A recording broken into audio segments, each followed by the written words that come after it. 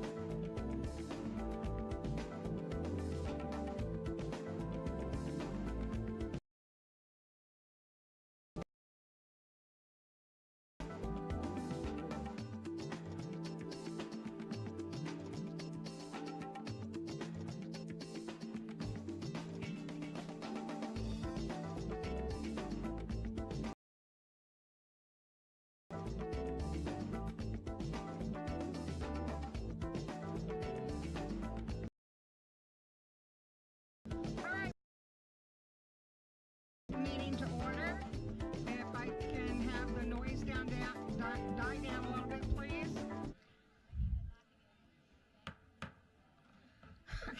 I don't know if that works or not. Anyway, I am calling the school board meeting to session. It's Monday, November the 5th, 2018. All board members are present. And at this time, I'd like to have Naomi from our guest here lead us in the flag salute. And the flag's over here, Naomi.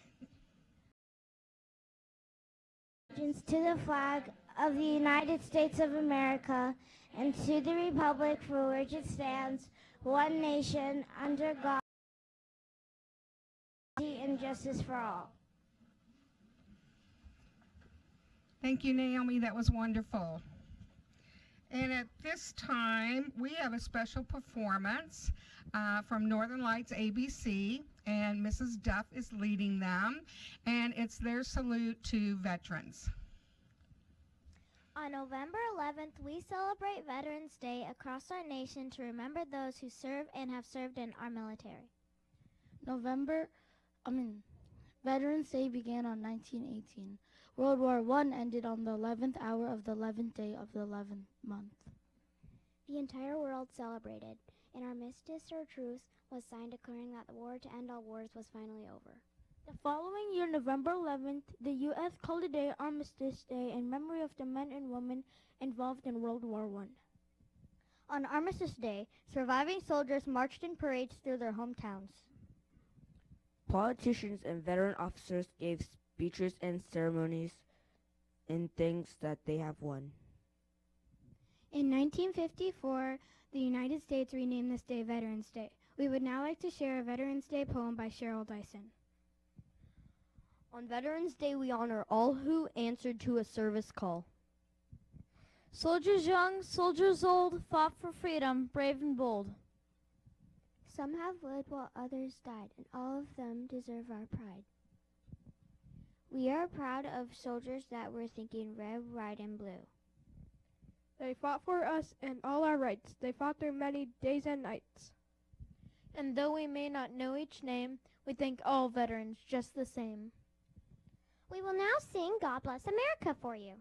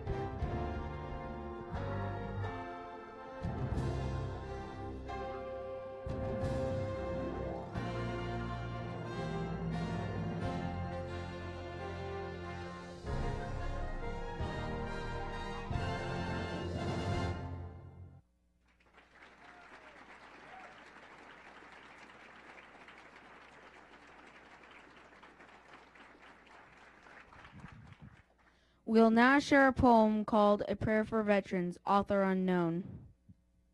Proud of our country, they answered the call, defending the freedom and safety for all. On land or on sea, or even in the jets high above. They went out of duty and honor and love. But however they served wherever they went, please bless them and help them to know what it meant. And we thank them on Veterans Day, for we owe them far more than we could ever say. We are very fortunate to have many soldiers serving here in Anchorage. We thank them today and every day for the sacrifices they make to help protect us and keep our land free. We hope you've enjoyed this song, Thank a Veteran.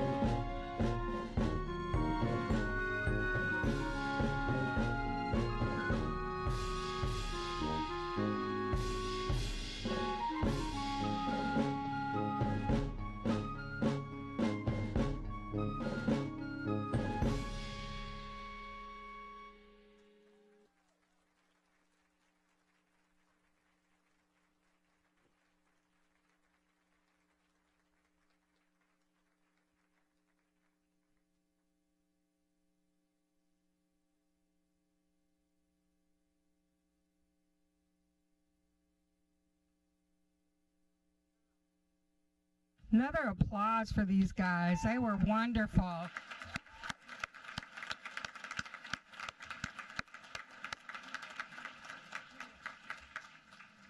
And you know, Veterans Day is coming up, and so I know we've got people standing, so if you're standing, raise your hand, but if you're sitting, stand up. For any veterans that are in our audience, we want to say thank you. And that goes with staff, too.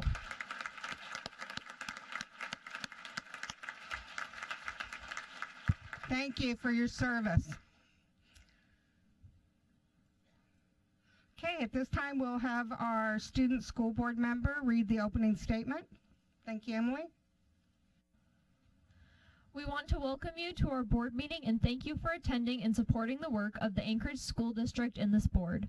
The board thanks students, parents, teachers, staff, school business partners, and the entire community for your investment in our district with your time, your talent, and your tax dollars. If you are unable to be physically present for the entire meeting, you may choose to tune in to the Municipality of Anchorage's Channel 9 or YouTube to watch the live stream. Recordings of all meetings are available through the agenda and board docs. My name is Emily Hickox and I'm the student representative to the board. I was elected to serve through the ASD Student Advisory Board, and although my votes are advisory only, I offer a student voice to this body. Thank you, Emily. At this time, I'd like to move forward with approval of agenda. Is there anyone, do we have consensus or anyone that does not? Okay, approval of agenda. Now we're looking for a military report, so Caranta, is it Colonel Caranta? Oh, good.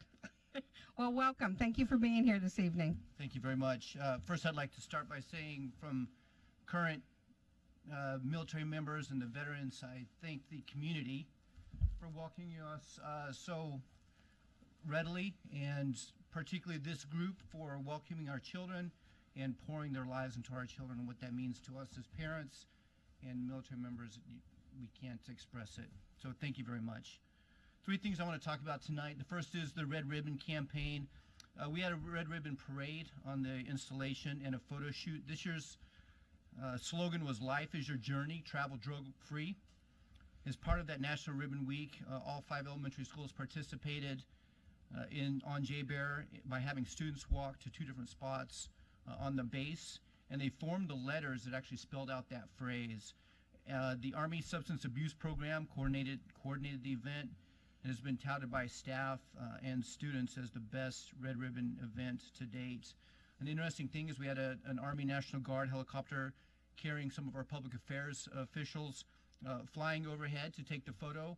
That brought a lot of excitement to the children, knowing that we had some soldiers flying and some public affairs people taking photos.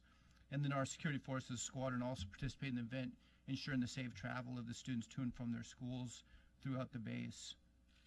Second thing I'd like to discuss is we had another town hall on the installation where thank you to the school district where they came out and answered some questions from Mount Spur's staff and parents.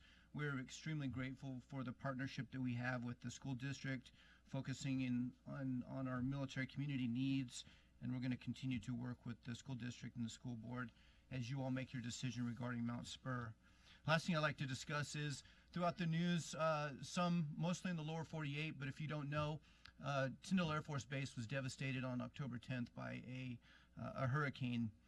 About a third of the base was destroyed or damaged beyond repair.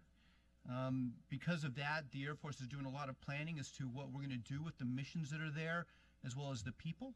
And so right now we've been tentatively informed that potentially up to 150 military and civilians will be moving to JBEAR with their families in the coming year for an unknown duration, potentially a few years. We don't have a lot of information on what that mix is as far as what grade structure or what specialties will come with that, whether or not we'll have a lot of families or just a few. But as that information comes out, please rest assured that we'll be working with the school districts so that they can understand how best to serve that community as we grow a little bit on the base. Pending any questions, that's all I have. Does the board have any questions for the colonel? All right. Again, thank you. Thank you for your time. Thank you for your service. Yes.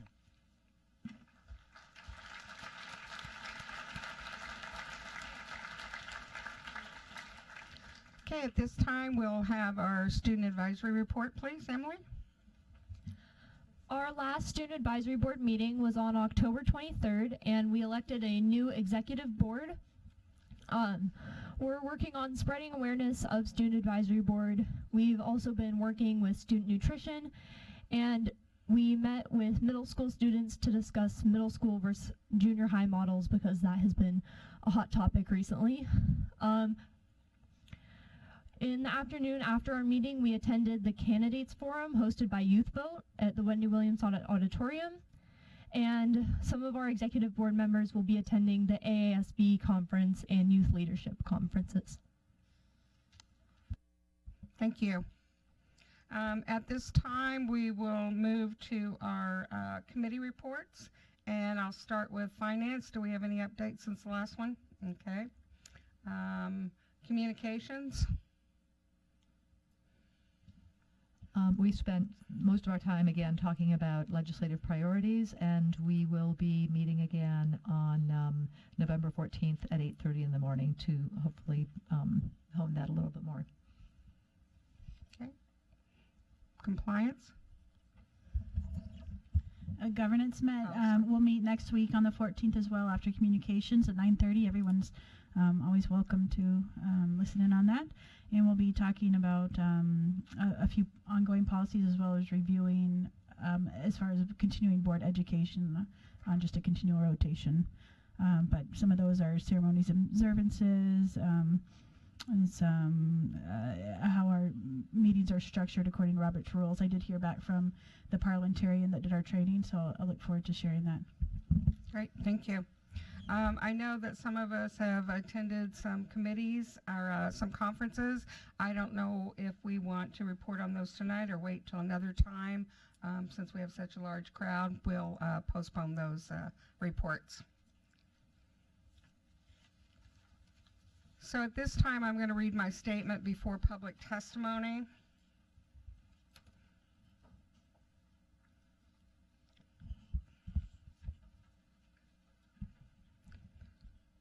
The board welcomes public comments on agenda items, both action and non-action, as well as in general. We value public comment as it both ensures we remain aware of public thoughts, ideas, and concerns informing our decision-making process. We have a table up front and center with 2 seats and microphones available for your testimony when I call your name. You have 3 minutes to testify, and you may begin speaking when the timer appears on the screen to your left and begins the countdown. When you have 30 seconds left, the number will turn yellow, and when the timer reaches 0, please finish your sentence. And just because we have such a large number of people signed up to testify, please, out of courtesy for everyone, try to keep your testimony to 3 minutes. I'd appreciate that, and so would everyone else. In order to provide equity to all that would like to speak, the board asks that there be no clapping after testimony, as it may intimidate others wishing to testify with an opposing view. Additionally, it's not our practice that board members answer questions or engage in discussion with members of the public. This is your time to speak and our time to listen. The board will consider all information shared by the public, and when deemed necessary, issues raised in testimony will be referred to the administration for follow-up.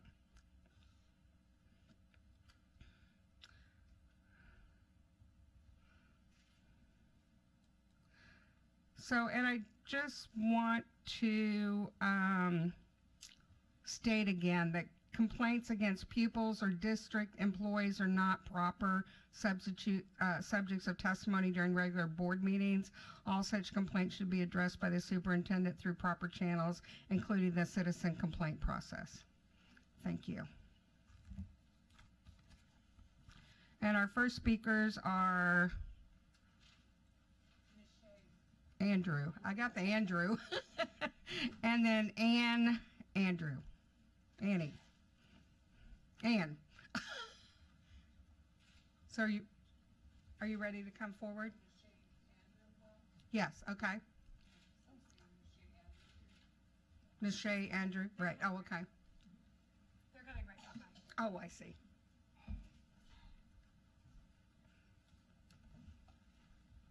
And Nishay, when you see the clock over here, you can begin speaking. Thank you. It'll be there on the board. Waka, Skavak Unga. My name is Skavak. My English name is Nishay. I'm sure you are aware of the movement to allow Alaska Native and American Indian students to wear their respective regalia during high school graduation ceremonies. It is an important issue because it will make thousands of young Alaska Natives feel represented, inspired, and motivated to graduate. My older siblings have graduated college and or are attending college. They are the first in my family's generation to complete this accomplishment. An accomplishment of which was not idealized on our own indigenous merits, it was forced upon us Native peoples by a Western standard. Because of this, it is no surprise that graduation rates of Alaska Native students are lower than any other people. Currently, I am a sophomore at Service High School. I have earned a 4.0 plus GPA for the past 4 years. There are only 2.5 short years till I graduate. I plan to set an educational precedent for Alaska Native students everywhere. When I graduate, I want to walk across the stage earning my diploma in my beautiful Yupik headdress that I am wearing now and mukluks. I want my parents, grandparents, aunties, and uncles to be proud that I have rised up against this Western assimilation. I want young Alaska Native students to see me in something that looks familiar to their heritage and think, look, she did that. She graduated. She did something that my parents and grandparents were unable to do. I can do that. I can do that and more. I can be successful. Please make this a priority. Juneau and Fairbanks have already made policies regarding this issue, and the ASD must follow, making this injustice right. Quiana, thank you for your time. Thank you. Whitney Wigren. And you can begin. Bonsoir, Messieurs, Dames, members of the school board, Superintendent Bishop. My name is Anne Adasiak Andrew, and I'm here this evening on behalf of the group French Language Advocates Anchorage. And we are asking for your support in creating a French immersion program at O'Malley Elementary School. Offering French immersion will achieve several of the school board's goals with regard to improving literacy affordably, building community stability, and addressing the school district's immersion waitlist problem. Immersion programs bring the greatest educational bang for the buck, addressing dual literacy, teaching problem solving, cultural competency and empathy, boosting math and science skills, and increasing the number of job opportunities in a child's future.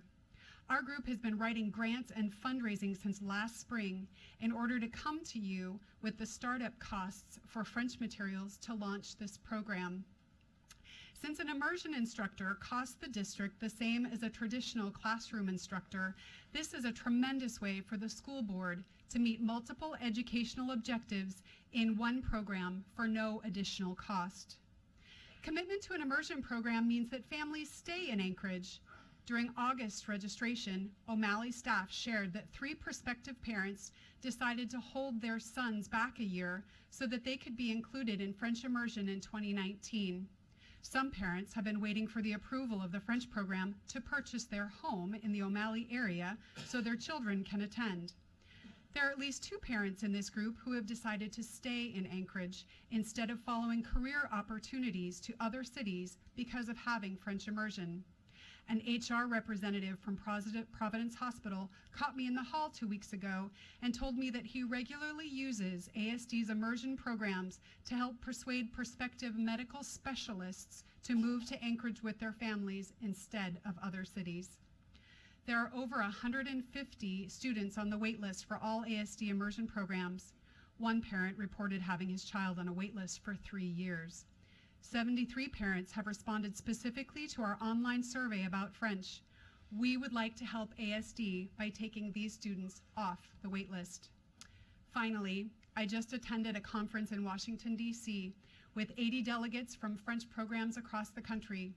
Representatives from D.C. to Florida to Texas were blown away that in Anchorage, Alaska, we have 7 K-12 immersion programs in 6 languages in public schools, not private schools, which makes them affordable to all families.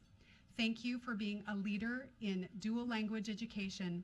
Let's make French the 8th feather in ASD's cap of successful immersion programs. Merci et bonne soirée. Thank you. Christine Couture.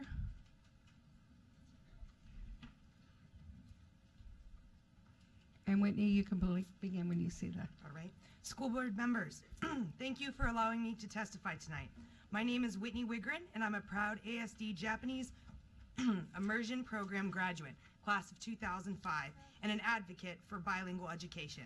I'm here today to voice my support for the proposed French immersion program and share with you how instrumental the Japanese immersion program was not only to my childhood development, but also how it has impacted my post-secondary education, my career path, as well as my parental education decisions.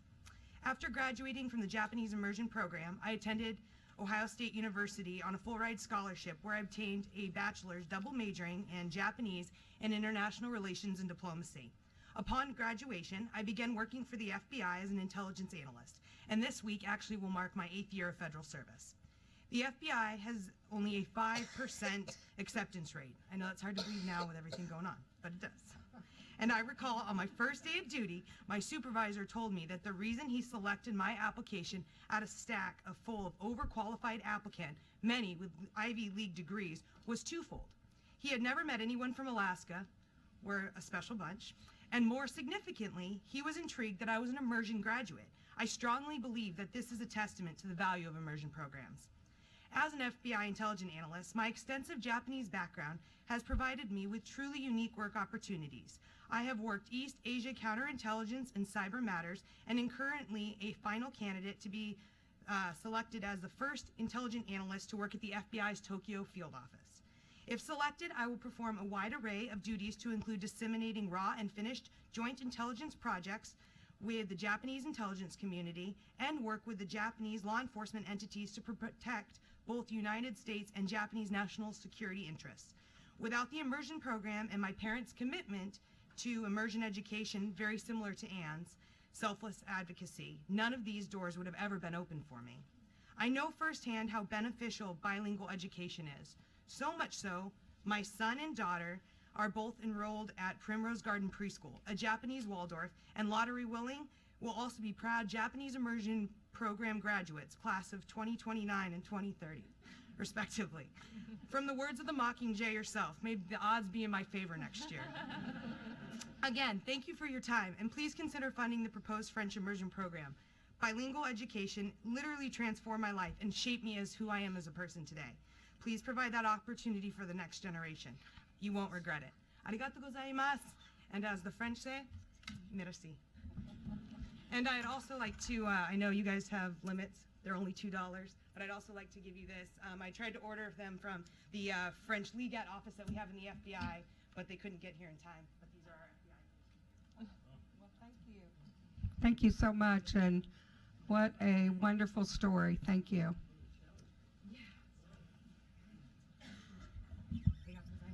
Thank you.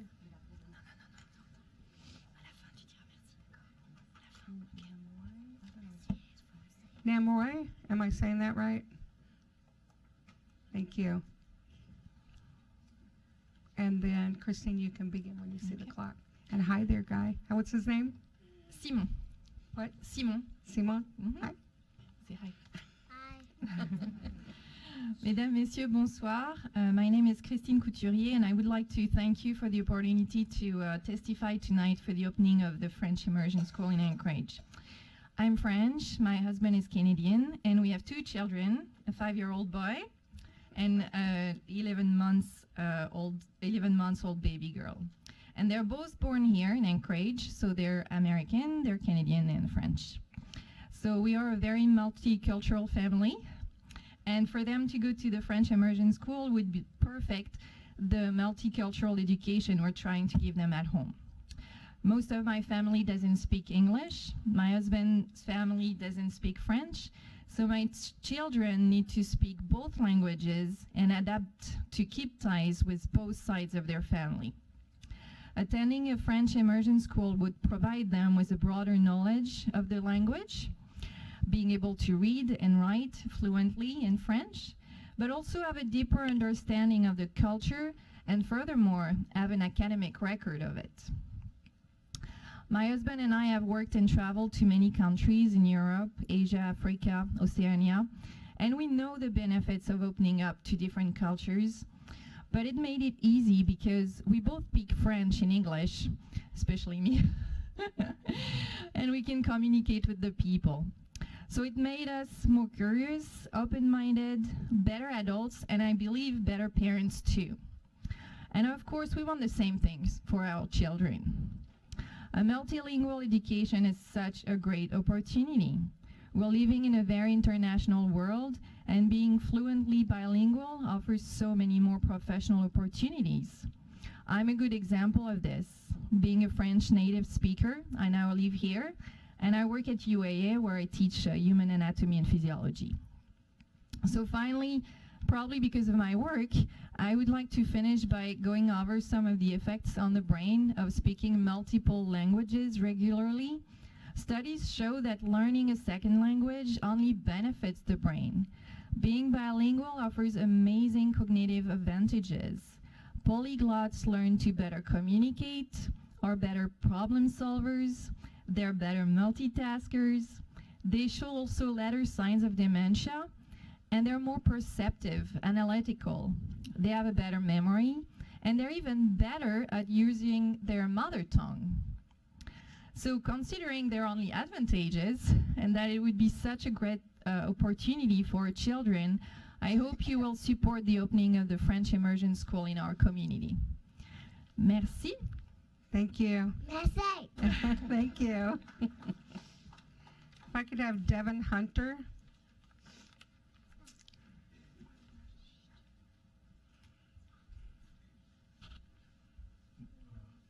Bonjour. Thank you to the school board for giving us this opportunity. My name is Namri Bagayoko, and this is my wife, Courtney, and our 3.5-year-old twins, Ella and Nawali. We're very excited about the prospect of a French immersion program at O'Malley Elementary. Half of my family is from Mali, where French is the official language. My father speaks French and immigrated to the United States to pursue his PhD in physics. And along the way, he married my mother and raised 3 children in Baton Rouge, Louisiana. Unfortunately, there were no immersion schools, and the language was not passed on to myself and my siblings. And my father, to this day, says that his biggest regret regarding the education of myself and my siblings was not teaching us French or Bambara, his native language. And with your help, I hope that to be able to give my children the opportunity to learn French. Also, I've seen the power of language immersion just in our young children. They attend a Spanish-speaking preschool, Somos Amigos, and in less than a year, they're having conversations with people in Spanish. They can't quite take me around a Spanish-speaking country yet, but one day I'm sure they will. And I'm looking forward to that day when I can take me around in Spanish and in French. So my wife and I are both physicians, and we relocated to Anchorage from North Carolina less than a year ago for work.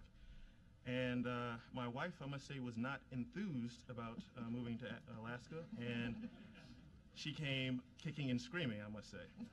So she wouldn't even let us buy a house because she felt like it was going to be too permanent.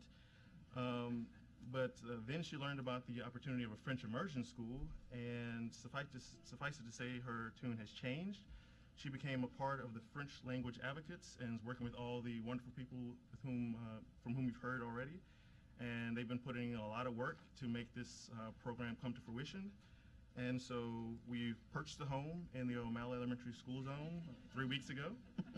And now she's saying things like, for the next 15 years, so her tune has changed. So lastly, we're definitely all in for the French immersion school, and as you heard, so are a lot of people throughout Anchorage. And so we're very hopeful that this will come to fruition, and thank you for your time. Thank you so much. If I could have Devin Hunter and Ben Hunter.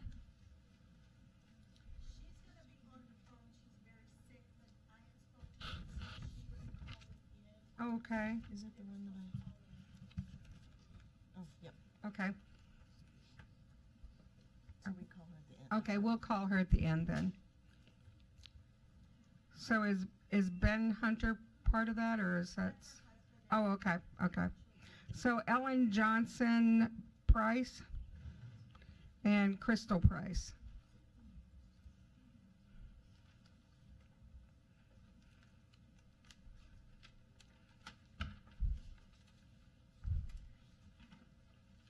Hi. You can begin when you see the clock there. School board members, thank you for your time. My name is Ellen Johnson Price, and I'm speaking today in support of the proposed French immersion program at O'Malley Elementary, and I speak to you in 3 capacities.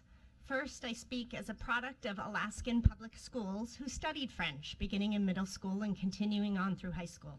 Studying French at that level allowed me to take AP exams in French and earn college credits, and it gave me confidence to study other languages in later years. I have since studied 6 other languages. Learning French enabled me to study in France for a year, where I became fluent by being immersed in the language. Studying French has even provided benefits to me professionally. I'm a Presbyterian pastor, and while there is no direct link between my ministry and French per se, there is a direct link with language learning. All Presbyterian ministers are required to earn a master's degree, which includes the study of Hebrew and ancient Greek, the languages in which the Bible was written. And if you ask most students beginning that Masters of Divinity program, their greatest fear is often taking Hebrew and Greek. And for good reason. Many have never learned a foreign language, at least not beyond a year or 2 in high school. So they are terrified at having to now study 2 foreign languages within a single degree program. For me, however, by the time I entered graduate school, I already knew how to learn other languages. That was that benefit of studying them. And so learning Hebrew and Greek was just another challenge, but a minimal challenge. Most importantly, however, studying French opened my mind to new ways of thinking. Not just new vocabulary or grammar, but to new perspectives. different worldviews and attitudes than my own. And in today's increasingly global world, such knowledge is invaluable. I also speak to you today as a linguist. My bachelor's degree is in linguistics, and I've studied not only languages themselves, syntax and semantics and so forth, but also the psychology of language, which Christine mentioned a little bit earlier, including the way language learning interacts with brain development. As you may know, by the age of 12 or so, the parts of our brains that learn language are more set, so that anyone who learns a language after that point rarely becomes truly fluent in the way of a native tongue. They are often more of a second language speaker. And sadly, most language programs in the US begin in middle school or high school after that point. But immersion programs such as the proposed French Immersion School provide the opportunity for children to learn another language when they are still young enough to become truly bilingual. Finally, I speak to you today as a parent. My son will be starting kindergarten next fall in the Anchorage School District, and both my husband and I are especially excited about this opportunity. So thank you for your time. Thank you. If I could have Jessica Vetch come forward.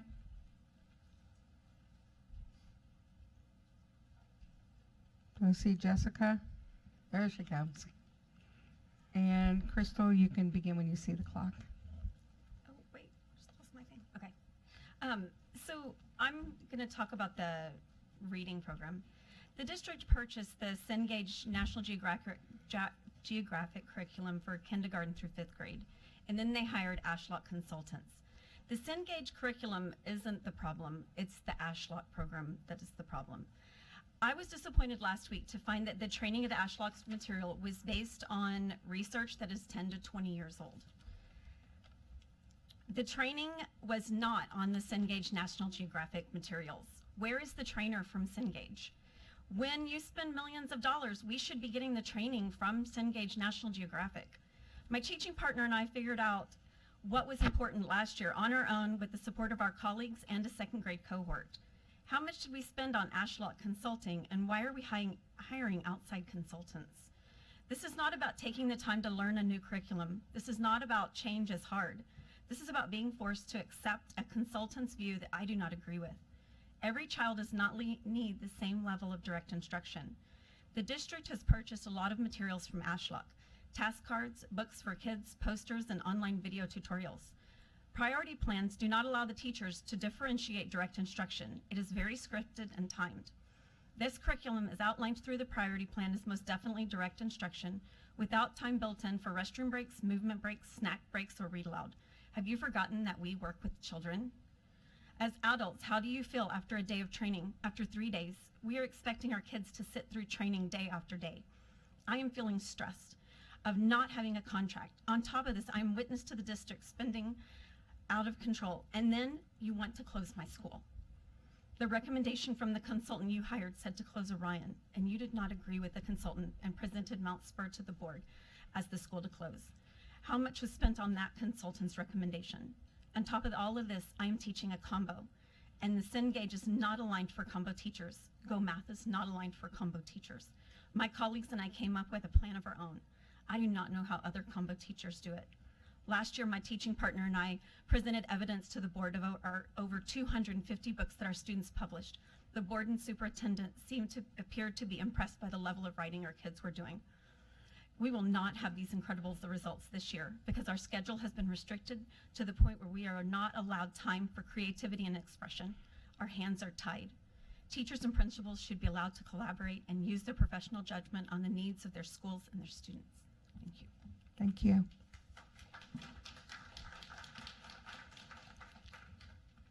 Lange Jester.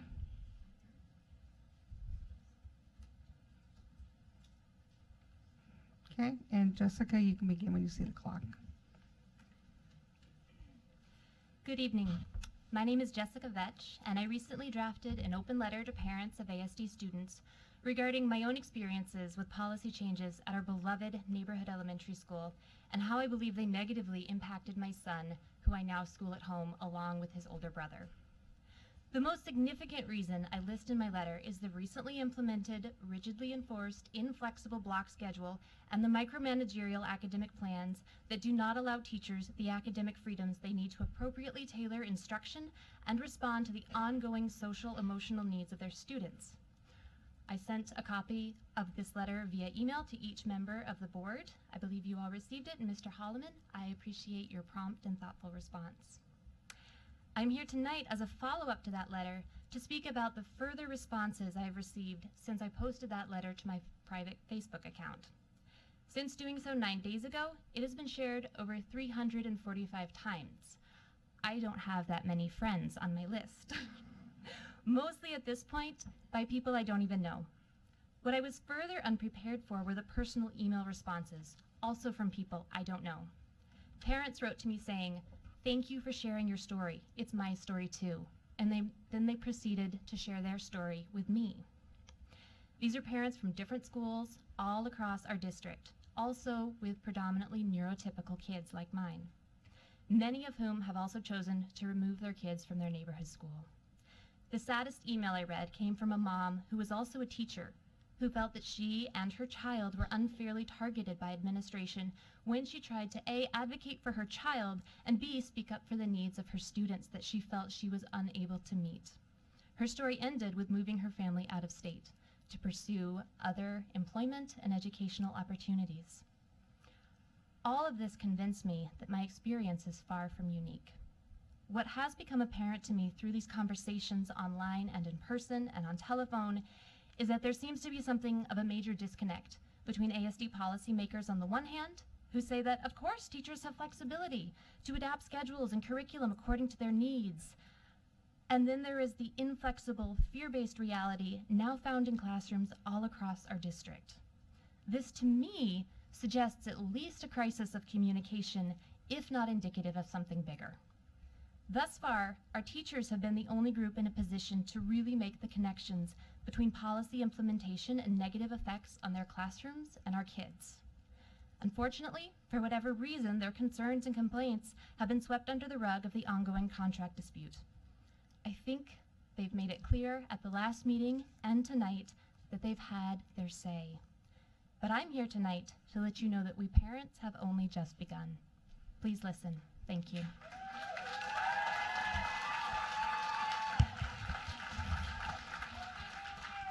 Thank you. Jeff Matthews.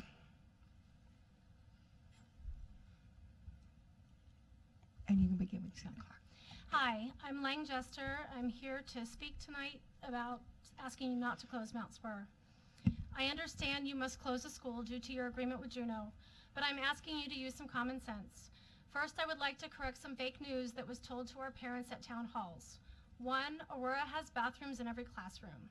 Not true. They have 3 bathrooms in kindergarten. We have 10 in our classrooms total, the same as Orion. Straight off of ASD's website, you'll get full-time nurse, art, and health teachers. False, Mount Spur already has a full-time nurse, and children receive the same amount of art and health. 3, you'll have the opportunity to have more diverse education. Yeah. We teach the same curriculum on the same military base. What are you referring to? This statement was kind of embarrassing and almost like an insult to our teachers. Moving on to budget, this process has seemed very disingenuous. Several base families have told us their spouses knew of these plans for our building for a while, yet no one stated why the building selected to close changed from Orion to Mount Spur. Facts first, all of the buildings were remodeled at some point. They're all old, they all need repair. There are currently capital improvement bond proposals on both Orion and Aurora for Orion's roof and Aurora's boiler, completely disregarding the $96,000 that we spent at Western Demographics to determine what school to close is crazy. One administrator said to me, well, they paid for that with a grant. That comment exactly is the reason why the public doesn't trust us with its money. It's money.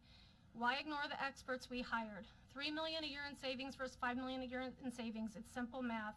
If this decision is based on where Fine Arts Department will go, as we have heard, when there is plenty of room in the Ed Center to house the instruments, then we aren't as smart as we think we are. We need to do what's right by our students. What happens to our students if the school closes is tough. 250 kids will now be bused to a new school, not one across the street. Kids will travel an average of 15 minutes longer during peak travel times on the base than they used to. Students that could walk to and from intramural sports, choir, art club, running club, and tutoring now will all need a ride. There are no activity buses on the base now. If they closed Orion, those kids could literally walk across the street. Nothing specifically would change from them except for their building. The districts could easily close Orion and move the staff and students across and move the medical housing families that are now bused to Aurora to Mount Spur. Those families would end up causing a bus to get rid of instead of adding one. We would still have 100 spots available at both schools while saving $5 million a year in expenses versus $3 million. No one, especially me, wants to see a school close on the base. I'm a patriot. I care deeply about the military families. But it's wrong to close a school with a 96% attendance rate, some of the highest enrolled numbers on the base, but definitely out of the two schools it's being compared to, with a 76% capacity, not below the 50% being advertised, and a team that delivers high peaks testing scores while being inclusive and welcoming to every family, every child, without judgment, regardless of academic challenges or social emotional learning issues. Please use a solution with the least amount of change to the students and with the greatest financial savings to the district. Do not close Mount Spur, especially not knowing the future with hurricane victims coming to the base and the DOD raising the budget in the billions. It is the right thing to do. Thank you. Thank you. Claire Randall. And Jeff, you can begin when you see the clock. Hi, I speak from personal experience.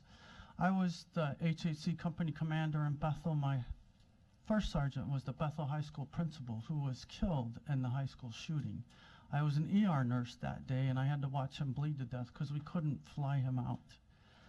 The National Fire Protection Agency collects data in 5-year blocks. Between the years of 2008 and 2013, there were an average of 5,000 fires per year in an academic building. That goes from pre-K to university.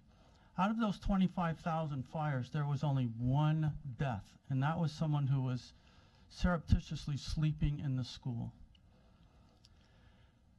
We do fire drills every month in schools and have forever. The last time there was a fire that killed more than 10 people in an academic building in the United States was 1956, 1956. Yet we practice for that every month. We do ALICE drills, or active shooting drills, 4 times a school year. Only 4 times. Between January and June of this year, including the high school shooting in Florida, there was a gun-involved incident on an academic campus every 2 to 3 school days. Here in Anchorage, just in the last month, there's been a shooting in a school parking lot. There's been 2 lockdowns in the last month related to gun violence in the neighborhood, and there was a credible threat against the high school. The rest of the school year, we're going to practice fire drills another 8 to 9 times for an event that happened 60 years ago. However, we're only going to practice a shooting drill only 2 to 3 more times for something that happens every 2 to 3 days. I submit that we have to start training monthly for those types of events as opposed to quarterly. I submit that we should do our fire drills quarterly. I know we're going to get all kinds of uproar from the fire community, but we're training for something that only happens 60 years ago, and we're ignoring something that happens every 2 to 3 days. We need y'all to make the change or help us get to the place where we can make that change. Because part of our jobs as parents and academia is to teach life skills.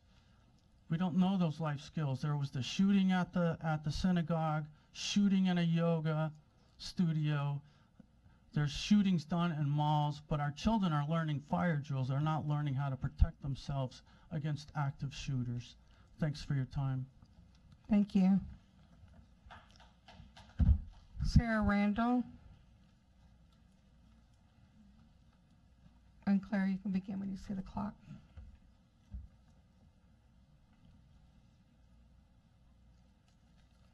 Hello, my name is Claire Randall, and I am an 8th grader at Mears Middle School, and I am in the debate club. Today, I'm here to talk to you about something that is very important to me.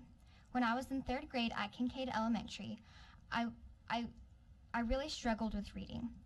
I was below a first grade reading level because I had mild dyslexia. My third grade teacher tested me individually and used the test to find out ways to help teach me individually and aside from the rest of the class. In math, he helped me read the word problems and instructions so I knew how to do it. He also gave my mom specific things to practice with me outside of class because he had figured out the specific places I was struggling in. My teacher was still accountable to the curriculum, but he had flexibility and freedom to teach me different than the rest of the class. I went from an early first grade reading level at the beginning of third grade to a higher than third grade reading level by the end of third grade.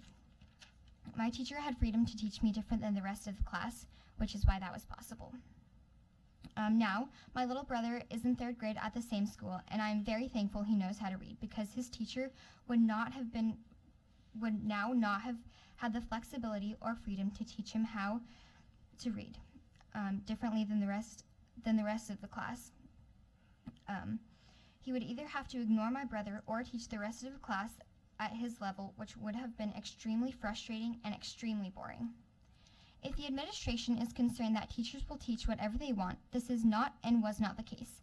Teachers should have a curriculum, but not one that is so strict that they can't and aren't allowed to put their own words, ability, and ideas into it. Teachers need to be allowed to speak from their own mind, not a book or script. They need freedom. Here's an example. I love to sing. I have a voice coach who gives me pointers and a basic outline of what I should do, but she also lets me have the freedom to experiment and try new things. The voice coach could be like a good curriculum. It gives a basic outline of what is needed, but also gives freedom for flexibility and experiments. The way she teaches me won't be the same way she teaches other students. Please let my brother's teachers decide how to teach him with a curriculum that is interesting in ways so that the rest of the class and him can see that learning is fun, not boring. We need to allow teachers to do what they are hired to do, choose how to teach what the state has decided. Kids need to learn. Teach kids in different ways because kids are all different. Thank you. Christine Donnelly.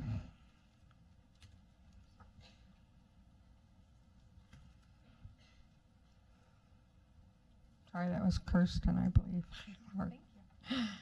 Sarah, you can begin when you see that. That was my daughter that just spoke. My name is Sarah Randall. I am here on behalf of 6 children in 3 ASD schools. I am here representing 163 parents who in the last 2 weeks have signed a hard copy of a petition that I wrote to restore academic freedom balance to our teachers due to the Ashlock minute-to-minute priority plans being mandated in grades K through 5. I am also here as a past foster mom on behalf of the hundreds of kids whose parents are not here advocating for them, whose parents are working a second job right now or don't speak English or are strung out on drugs or beat them because they acted up in class or just don't care. I am here for the above average kids who are bored by a script, for the neglected kids that tune out with a script, and for the abused kids who need a hands-on learning activity to tune out the nightmare in their mind instead of a script, and to give them a reason to not be a behavior problem. I am here for the child who has a teacher stressed out by the dilemma they now face this year to choose between teaching in a way that meets her students' learning needs and attention spans or being micromanaged by a script that doesn't differentiate learning for her students. As she jumps from card 17A for 7 minutes to RSSR for 10 minutes to page 36 for 10 minutes, while she loses her students' attention from all these transitions and is not able to take in their facial cues and does not have the freedom to adapt her teaching to these facial cues even if she could tune into them. I think we can all agree on one of the what's that is important, that all kids learn to read by the end of 3rd grade. I think we can also agree there are many things teachers battle to reach this goal: English as second language, fetal alcohol syndrome disorder, rising neglect and abuse issues that limit and traumatize children, learning disabilities, and children's limited attention spans. However, there is a large disagreement on how these reading goals are to be reached between teachers and administration that has caused a tsunami of emotions from parents and teachers who were not asked for feedback about how a script would affect our children. The good intentions of ASD wanting every child to be reading by 3rd grade does not cancel out the damage that has been done when the how of this implementation is out of touch with children or is forced on them, or the damage that it caused when a passionate creative teacher who has been successful at teaching her students to learn has now been put in a cage with her passion and ability to make a difference to her kids taken away. We the parents have had enough. We have had enough of our teachers not being respected and not being listened to. We have had enough of our children's individual learning needs being ignored. This is an out-of-control telephone game between teachers and administration has got to stop now. We live in a world where any new business directive for its employees is written down to avoid misunderstandings and to have further employee feedback to improve these written directives. Currently, the only thing parents and I could find online was this. The standards establish what students need to learn, but they do not dictate how teachers should teach. Teachers will devise their own lesson plans and curriculum and tailor their instruction to the individual needs of the students in their classroom. Therefore, if I was a kindergarten teacher, I would leave toys in my classroom because that is how they learn best. And if I was a 3rd grade teacher, I would give the exit test and teach a hands-on learning activity at the end and not be required to follow a script for 6 days straight. Thank you. Thank you.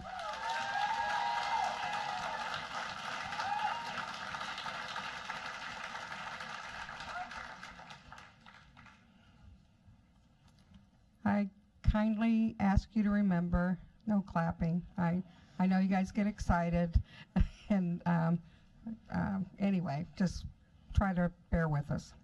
Barbara Bundy.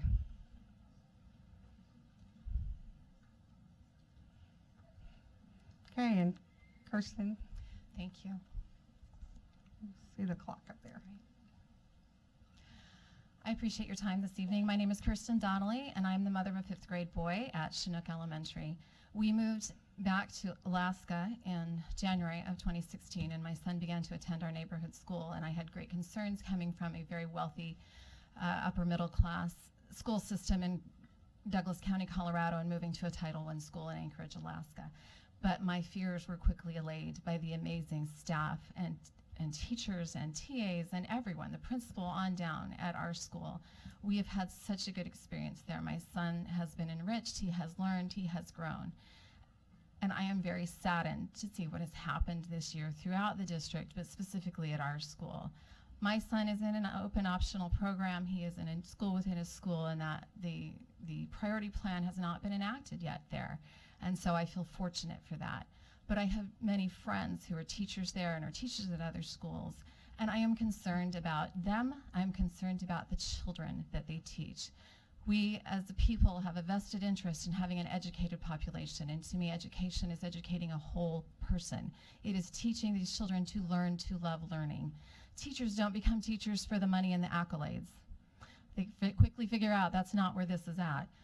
They become teachers because they're creative and they're passionate and they want to teach children. They want those aha moments. They want to see the light bulb go on. And when they are allowed to teach, when they are allowed to differentiate learning for their students, they have that reward.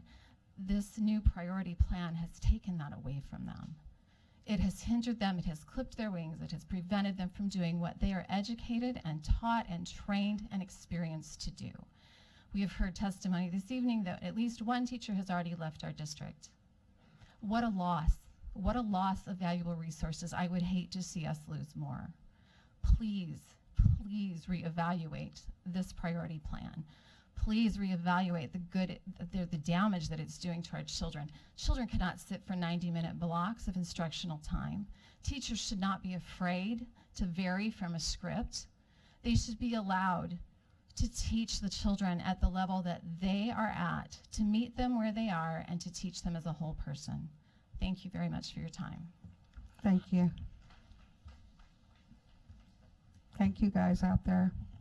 Rebecca Noblin. Oh, no, I missed Kirsten Ramstad. Sorry.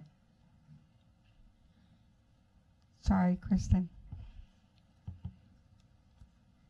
And Barbara, Hi. you can begin. Yeah, thank you. Hi, I'll be brief. I'm Barbara Bundy. I'm originally from Anchorage, and I have 2 boys at Inlet View School, and I myself also went to Inlet View School. I think, did you as well? Yeah, we both did.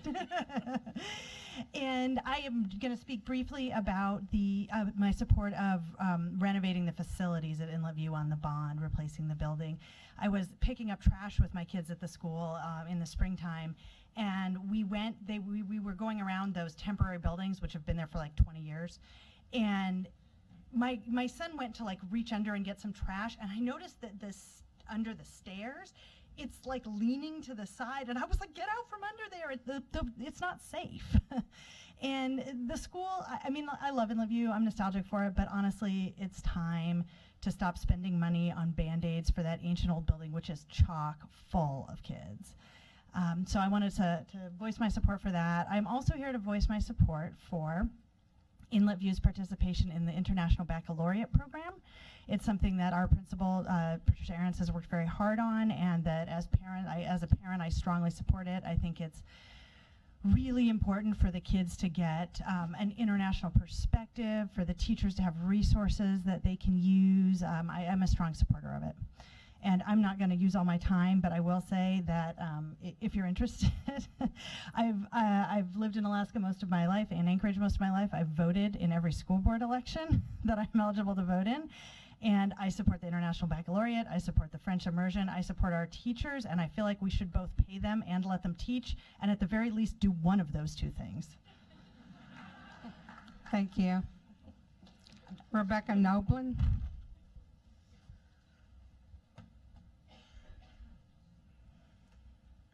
And when you see the clock. Kristen, when you see the clock.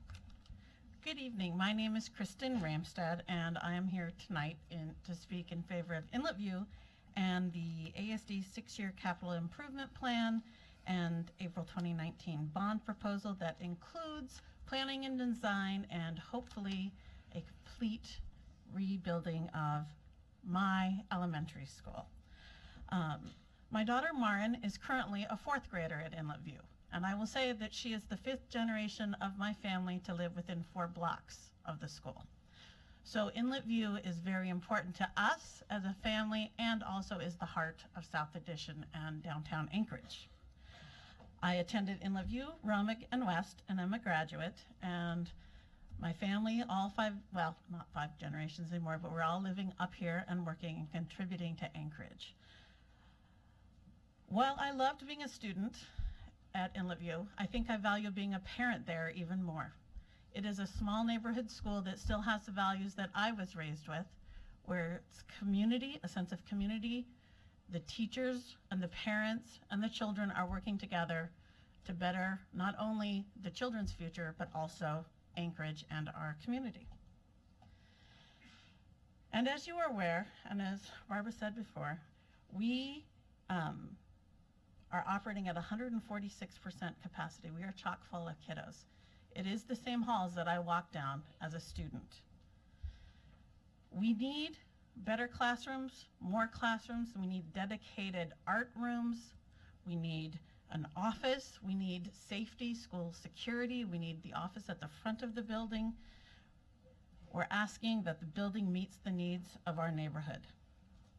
As a parent, I do appreciate the 6-year plan, but as a taxpayer, I also am pleased that you guys are thoughtfully addressing both deferred maintenance and efficiencies of my middle school and my high school, and also Inlet View, and that you're looking to meet the needs of our students not only today, but in the future and for generations to come. Because I hope to go watch my grandkids perform at Inlet View Elementary. So thank you for your commitment to an action on behalf of students and our community. Thank you. Marnie Hartwell. And Rebecca, you can begin when you see the clock. Thank you. My name's Rebecca Noblin. Thanks for your time tonight. My son Miko is a kindergartner at Inlet View, and I'm here to speak in support of implementing the International Baccalaureate program at Inlet View Elementary. In my 3 minutes, I'd like to touch briefly on 3 topics. One is my personal experience with the IB program. The second is why I think Anchorage would benefit from having an IB primary years program. And the third is why I think Inlet View is the right place to implement the IB primary years program. First, I went through the IB program myself when I was in high school, and I'd like to talk about just a few of the things that I got out of it. I got a strong work ethic. I got a strong sense of my duty to serve my community. I got a sense of perspective about the world and respect for other cultures and other ways of thinking and being.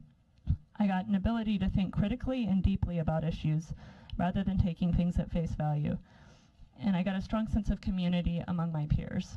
I also found college very easy after going through the IB program. My personal experience in the program was rich and rewarding, and it helped contribute to an ethic of curiosity, service, and hard work that I carry to this day.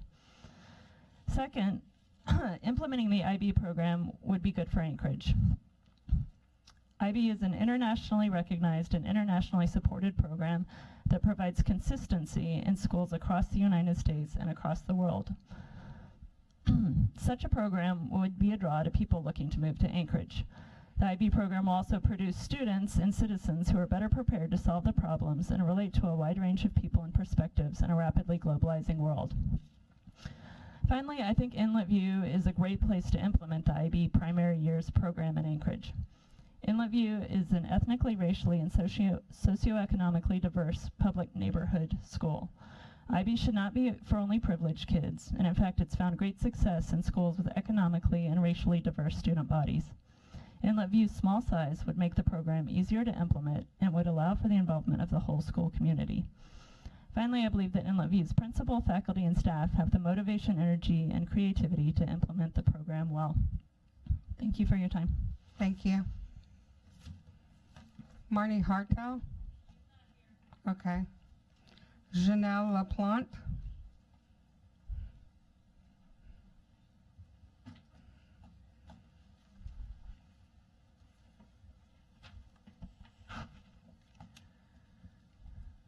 Okay, bonsoir, and merci esteemed school board members and superintendent for your time tonight. My name is Janelle Plant, and I'm here to advocate on behalf of the French Immersion program. I recently graduated from the University of Alaska Anchorage with a dual Bachelor of Arts degree in philosophy and French with honors in both. I also tutor French to people of all ages. Although I myself did not have the opportunity to begin my bilingual journey until I was in middle school, I have hopes of others learning French far earlier, thereby taking advantage of a child's natural inclinations. Last year, I began occasionally taking care of a 10-month-old baby named Oscar. His father is bilingual in Spanish and English. He learned some French in grammar school and has picked it up back up recently. So when he's home, we can talk in French. Oscar's parents asked me to speak in French to Oscar. Now he is about 18 months, starting to talk, and he's taken to repeating after me. One of my all-time favorite moments is when I told him, "Tu es mignon," which means, "You're cute," and he looked at me, got to his feet, waved his hands in the air, and ran around the room yelling, "Mignon, mignon." It really was very mignon. But forgive my brief tangent, I simply give Oscar as an example from my own life, an example of a child catching on to language as intuitively as you and I knowing 2 + 2 = 4. As kind of previously discussed, neuroscience and linguistics back this fact with the ideal acquisition period of learning a new language being prior to ages 11 or 12. Much research has been done to demonstrate the benefits of going beyond monolingualism. Learning a new language requires the brain to create new pathways and synapse differently than it ordinarily would, literally creating neurons, which continues to occur as your brain learns a new language's vocabulary, morphology, and syntax.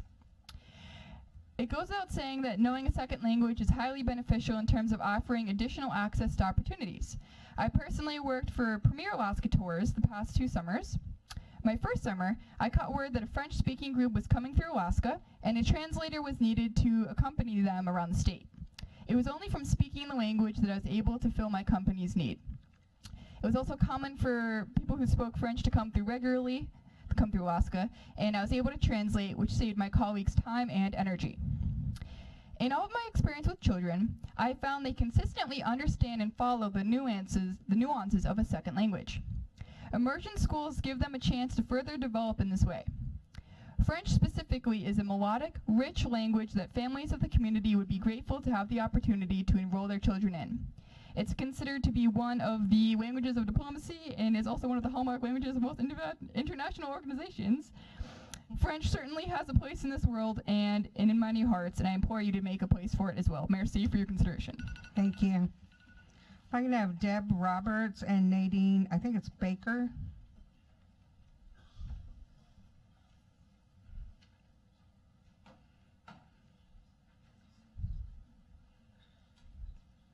And Deb, you'll go first when you see the timer. Hi, my name is Deb Roberts, and I am a teacher at Rogers Park Elementary, and I wanted to bring a priority plan to you. I need help handing things out. I need one more person to help hand things out, please. Oh, I got 2 hands. Well, they need some thesauruses. This is the only time that you will have an opportunity to use a thesaurus so far this year. You're going to receive a piece of paper. On this piece of paper, there are 4 sentences that use the word light. You're going to use your thesaurus as soon as I guess I'm going to hand them out. Come on, people, support me here. Please hand these out. Thank you. Thank you, thank you. You will have 3 minutes to complete this task. You will rewrite each sentence using a synonym for the word light.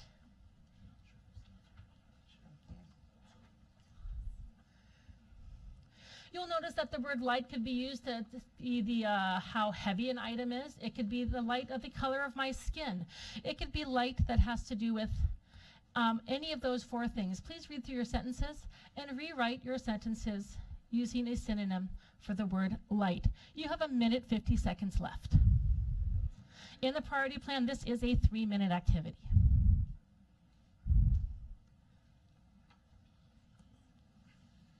I'm going to be collecting papers, so please get busy. This is a grade. Your parents will see this in queue.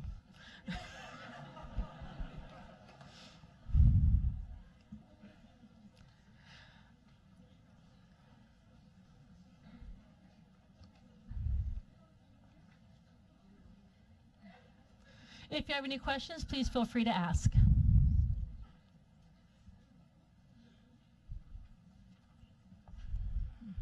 Please make sure you start your sentences with a capital letter and end with appropriate punctuation. Remember, we are also talking about different types of sentences, so if you'd like to change it into a question, a command statement, or any of those other types of sentences that we've been talking about, please feel free to do so.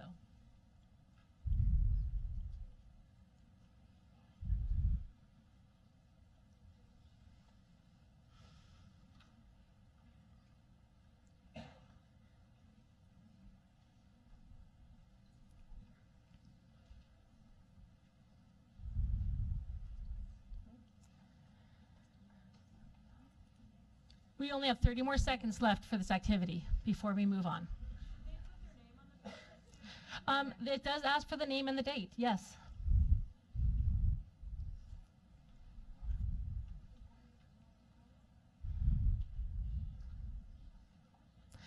This is what our 5th graders are being asked to do. And they literally received 3 minutes to do this activity per the priority plan. I would like to invite any of you to come to Rogers Park and plan with me and to observe a lesson being taught so you can see this in action. Can I have people collect papers for me?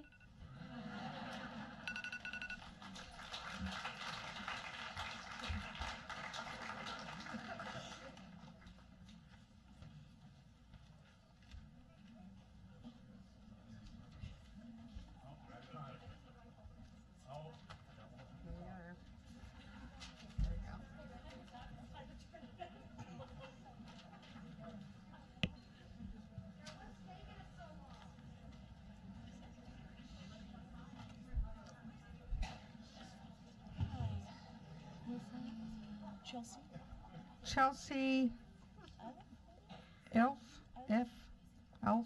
I don't know. I can't. Ilef? Okay, thank you. And Nadine, you can blink again when you see that. Don't worry, I didn't bring an IQ test, so there will be no. Good evening, my name is Nadine Baker. Today I'm here advocating for the school board to approve Inlet View Elementary's proposal for a primary year's International Baccalaureate program. My husband and I have 2 daughters, ages 6 and 9, enrolled at Inlet View Elementary. Growing up, I moved frequently in and out of the country for my father's job in the Air Force. The exposure I had to other cultures and lifestyles left a strong impression on me. We moved to Alaska in 1985, and I attended Aurora Elementary, Clark Middle School, and Bartlett High School. I also earned a master's in education and guidance and counseling and completed several internships in the Anchor School District's schools. I am now a clinical psychologist and work with ages 5 and up at Providence Hospital, where I've been for 20 years. I am deeply committed to this community, and I am excited about the opportunities that continue to present themselves as we grow. Additionally, I have always held a positive view of our school system. While it is large and diverse, we have done a great job providing choices to parents that include different learning paradigms and ways to address their kids' specific academic needs in a public school setting. However, I think we're all aware that the district provides much more than an academic experience for children, and that as we review and consider options for implementing effective programs using our resources wisely, we must also look at education in a broader view. This would reflect what kids need to grow into healthy, productive adults in the world's current climate. I believe that the IB program will not only enhance the learning for my children, but will offer the community a valuable framework for promoting healthy traits that span the academic and community spectrum. As you have likely heard, the IB program fosters lifelong skills and a global perspective that encompasses curiosity, effective use of knowledge, critical thinking, consideration of oneself as it pertains to others, and the inclusion of a second language. The IB designation is nationally and internationally recognized and is highly regarded. It is also currently offered at West High.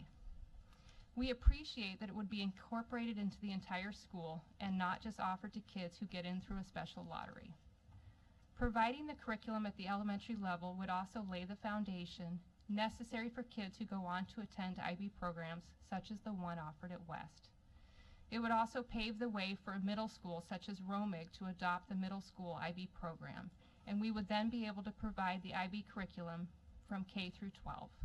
This is consistent, desirable, and a comprehensive way to provide an education. Inlet View is an appropriate setting for many reasons. The current principal, Mrs. Ahrens, has worked in an IB school and is very familiar with the programming. Further, it is also in the same boundary as West High, and it has the backing and enthusiasm of the school staff, the students, and parents. I believe an IB program will be a great value to our school district, and I appreciate your help in finding a way to make it happen. Thank you for your dedication to our community, our students, and I appreciate your time on this matter. Thank you. Allie Paskin.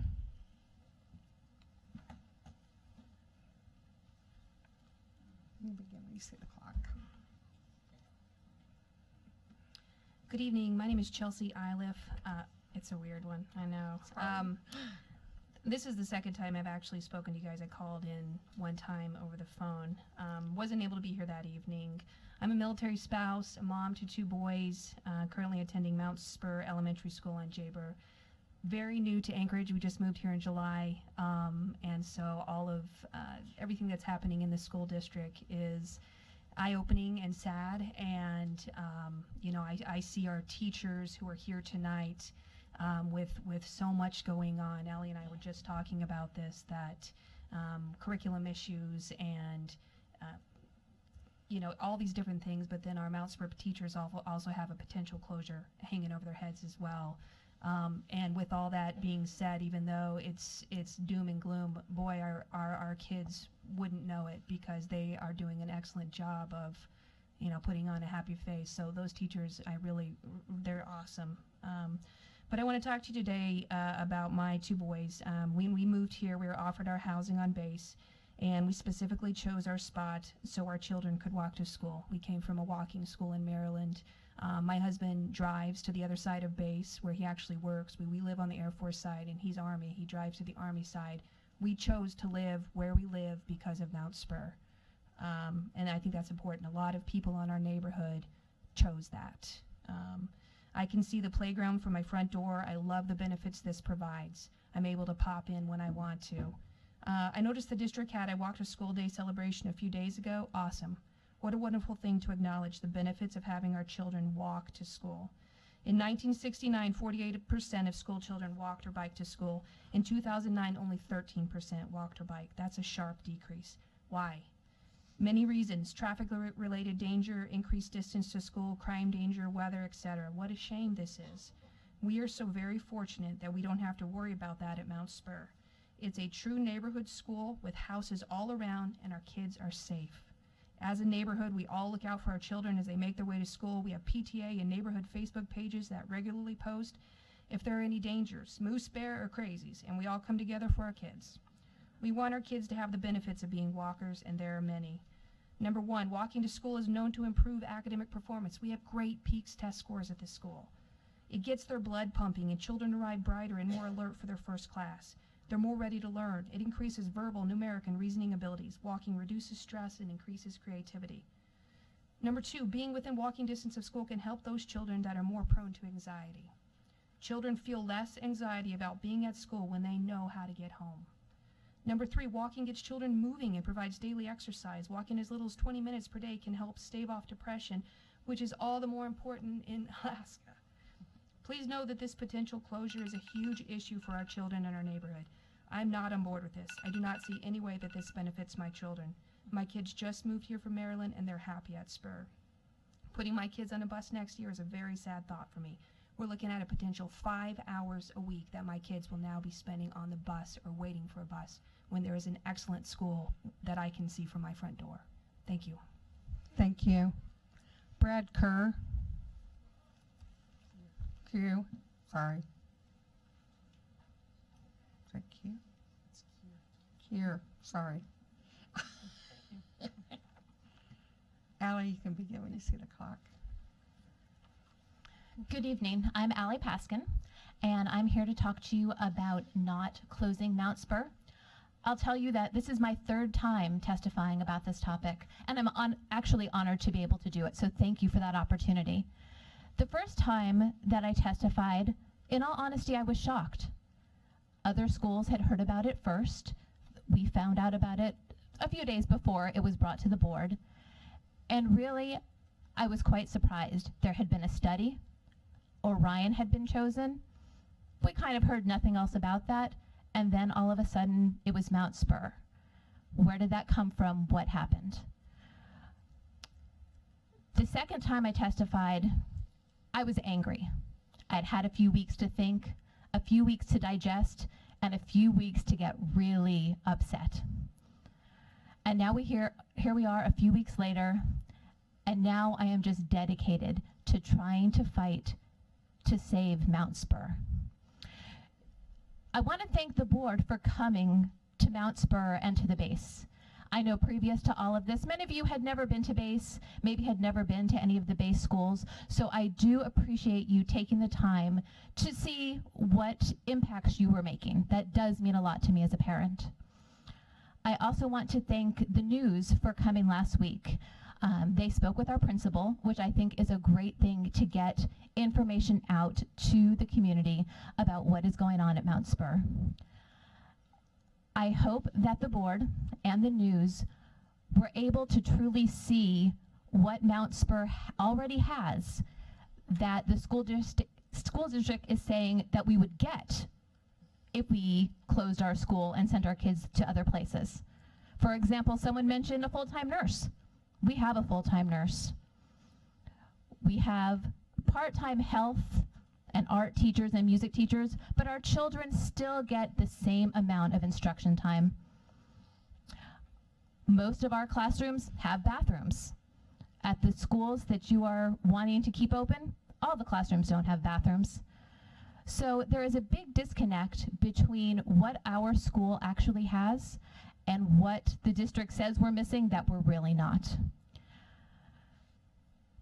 I wish that for every night that I have woken up in the middle of the night thinking about this, that I would not have bothered my husband turning my phone on to write down what I was thinking, because I really wish that I could, because I just feel like I am out of words, but I'm not out of feelings. So I really hope that you will keep Mount Spur open for all the reasons that you have heard, that you have read. It's a very important school to a lot of people. Thank you. Thank you.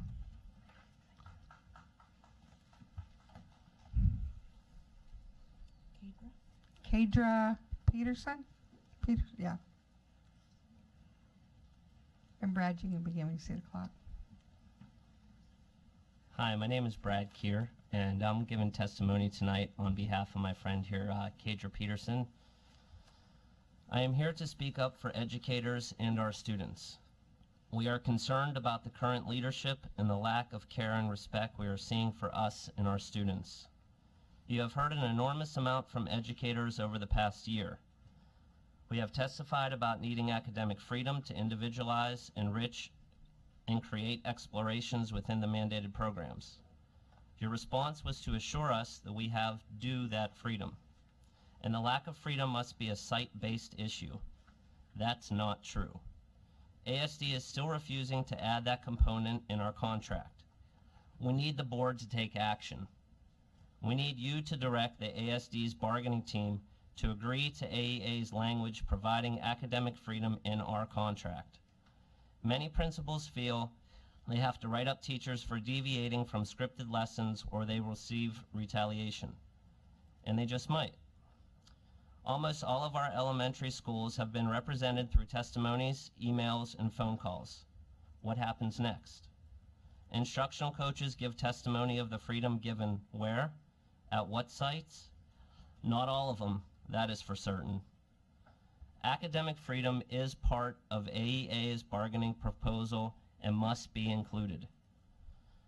We testified at the mid-level about the scheduling issues and the committees put together to choose the schedules. I know because I was one of them committees, speaking for Kadra. We were told that we could choose the schedule that was best suited for our students and teachers. It would have kept 0.2 per section taught, given us 50 to 60 more minutes of instructional time with our students each week, and allowed us to be equitable across the secondary level.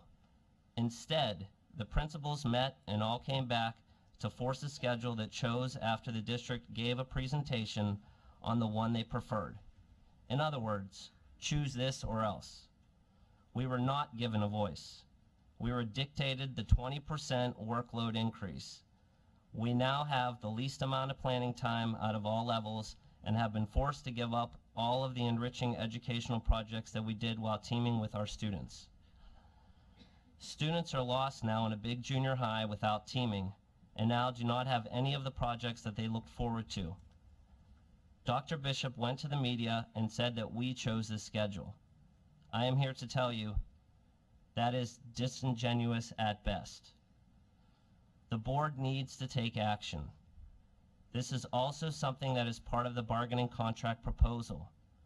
We must insist on the traditional 0.2 FTE per section taught being instated in writing for all of the secondary level.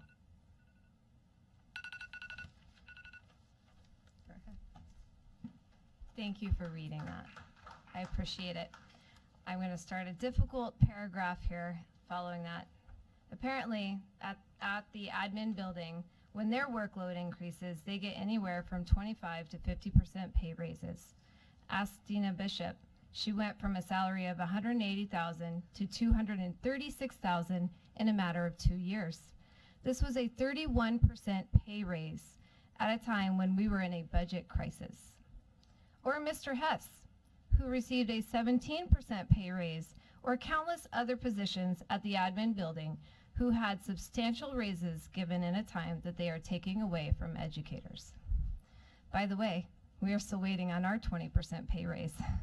Oh wait, maybe the raises weren't due to the workload increase, but rather to attract people to those district positions from out of state. Yet, there are currently over 50 positions unfilled for our AEA educators. This number does not indicate that you are concerned with attracting and keeping educators. Educators have been here to testify about SPED issues and the lack of safety for our students. The response? Report it. What happens with those reports? Nothing. We have testified about the need for elective choices at the high school level, and yet more cuts happen.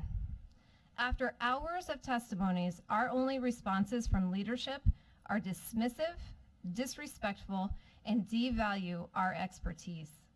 After being intimidated by principals, we came to the school board for help and support. The response?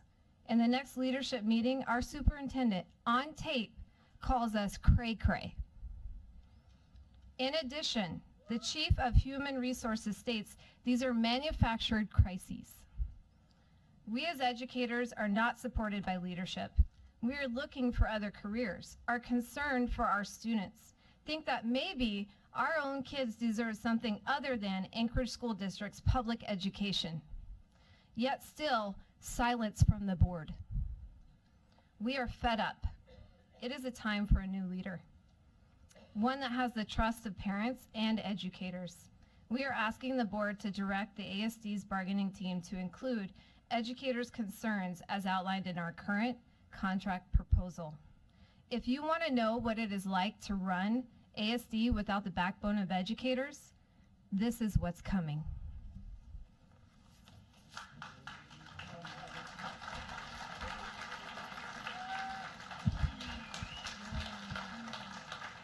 Mike's going to reset your things, and then we have the one telephonic testimony too. So let me get it. Yeah, Kendra, no, I'm sorry, Kendra Peterson.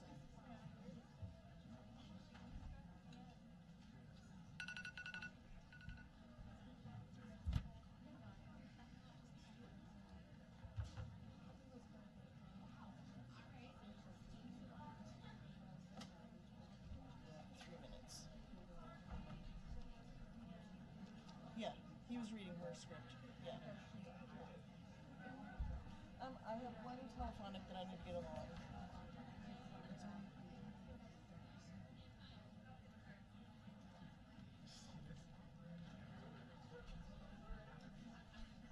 Do you want to call? Yeah, okay.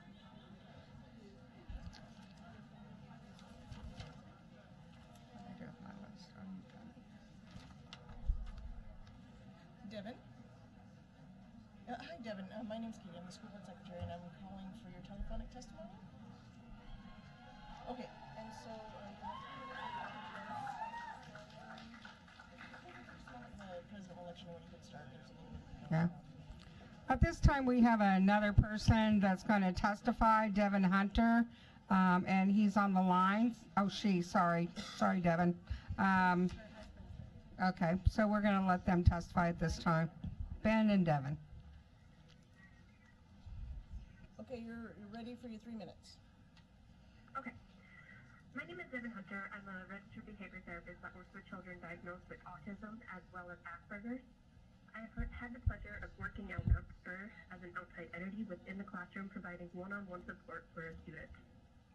I'm going to testify that the closure of Mount Spur is not in the best interest of the students.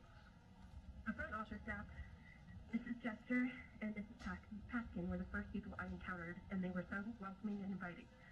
Out of all the schools I have been in so far, both on and off base, this is the most welcome and appreciated I have felt. They are quite possibly the greatest ambassadors to the ASD district, as they are the front line of those students transitioning into JBER TOS and welcoming families into your district. Excuse me. The entire staff has been excessively accommodating to not only the needs and support for myself, but my client as well. Mrs. Wade, Mrs. Price, and Mrs. Patnott in particularly have gone above and beyond to assist my client. Although my client is no longer in Mrs. Wade's class, she has been a main supporter of his child. The staff of Mount Spur is one of the best staff I've ever seen in West Community and has the same expectations. They support one another, they communicate on a regular basis, and have always strived to do what is in the student's best interest. Educators strive for excellence, which has clearly been proven in their test scores. They aim student and their families. Because of these reasons and the relationship I have created with the staff, I chose to enroll my own son in Mount Spur. Knowing that my child would be in a safe educational environment and knowing the staff would keep an open line of communication and provide and support the needs of my child. I do not care about a $5 million gym that my child would spend only a small fraction of his time in. I do not care about the basement storage of instruments that my child will barely get to touch. What I care about is the environment, quality of education my child will receive, the educators and support he will get. Mount Spur and its staff have proven to be the fit not only for my family, but many of those who walk through its doors. Let's talk about transitions and change. My client particularly has benefited from being at Mount Spur. The amount of support, structure, accommodations, and understanding that staff has provided and has aided not only in his cognitive development, but his social behavioral as well. My client, like many others, struggle with change and transitions. The closure of Mount Spur would be catastrophic to the enormous strides that have been made. On top of the transitional issues with my client alone, let us not forget that the school is on a military installation where transitions are already experienced every few years.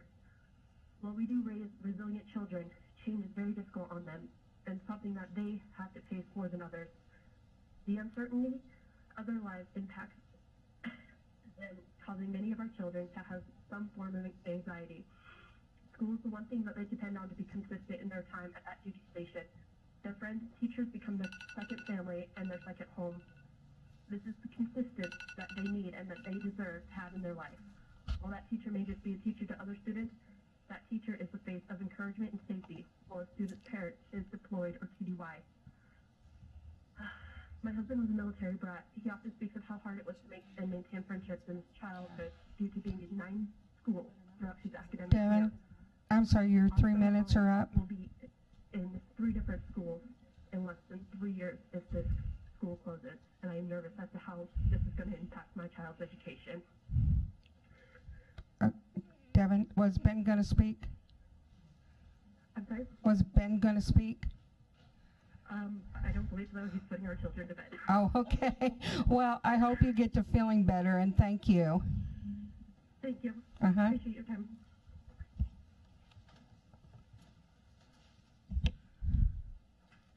Okay, is there anybody else that would like to testify? Yes, come forward, please. And if you could give your name and spell it, please. Marta Ditzler, MARTA DITZLER. Thank you. When you see the clock, you can, over here to the side, you can begin. I am a senior at Chugach High School. Time and time again, we have suffered from suicide in our school and seen the effects of unhealthy relationships. When I was in middle school, I was lucky enough to receive a presentation by Standing Together Against Rape, STAR. My little sister was unfortunate to not receive the same presentation that presented on healthy relationships and safe sex. I knew that she was not receiving vital information on dating safety. A few days ago, we had a student vote. 84% of students voted that we need mental health classes and healthy relationship classes. We, the students of ASD, implore you to provide us with the tools to find healthy ways to take care of our mental health and have healthy relationships. Thank you. Is there anyone else that would like to testify? Okay, we're going to move on then. And superintendent update. Thank you, Madam President. This is a brief update. We do have information. I'll start with a request for the data that has come out, and one of those items was the graduation rate, and wanted to share the graduation rate in Anchorage as well as Fairbanks, Juneau, Kenai, and Mat-Su of the last 4 years. It isn't publicly out for the rest of the state. However, we calculated ASDs with the guidelines provided. It could be a little higher, a little lower. It is within the standard deviation of a flat rate of graduation from one year to the next, but slightly lower mathematically. So this was a request from the board to share that piece, and as soon as we gather the rest of the information, we will share with that. In addition, we did just share the peaks information in regard to a comprehensive school in the school ranking, and if you can recall, a school with a graduation rate lower than 2/3 or 66 and 2/3% would be in a comprehensive review. And wanted to just share some good things around the district. The Chevron Fuel Our Schools was at Campbell STEM Elementary School. They won a gift from our community. Our community raised over $100,000 in fueling the school. If you fill up at Chevron over 8 gallons, a portion of that does go to ASD. And excellent 6th grade science teacher received those beautiful lab coats for his students that will be using those. Also, the Teacher of the Year was named. We had 5 finalists, if you recall, in the state of Alaska. 2 of those finalists were here in ASD. We honored them at the board level. And Daniela Ria from the Alaska Native Charter School is this year's Teacher of the Year. So that was a fun celebration last week. And the lady that is holding up her hand, as well as Daniela and the principal, were original writers of the charter of the school, so of the Alaska Native Cultural Charter School. So that was a pretty exciting day.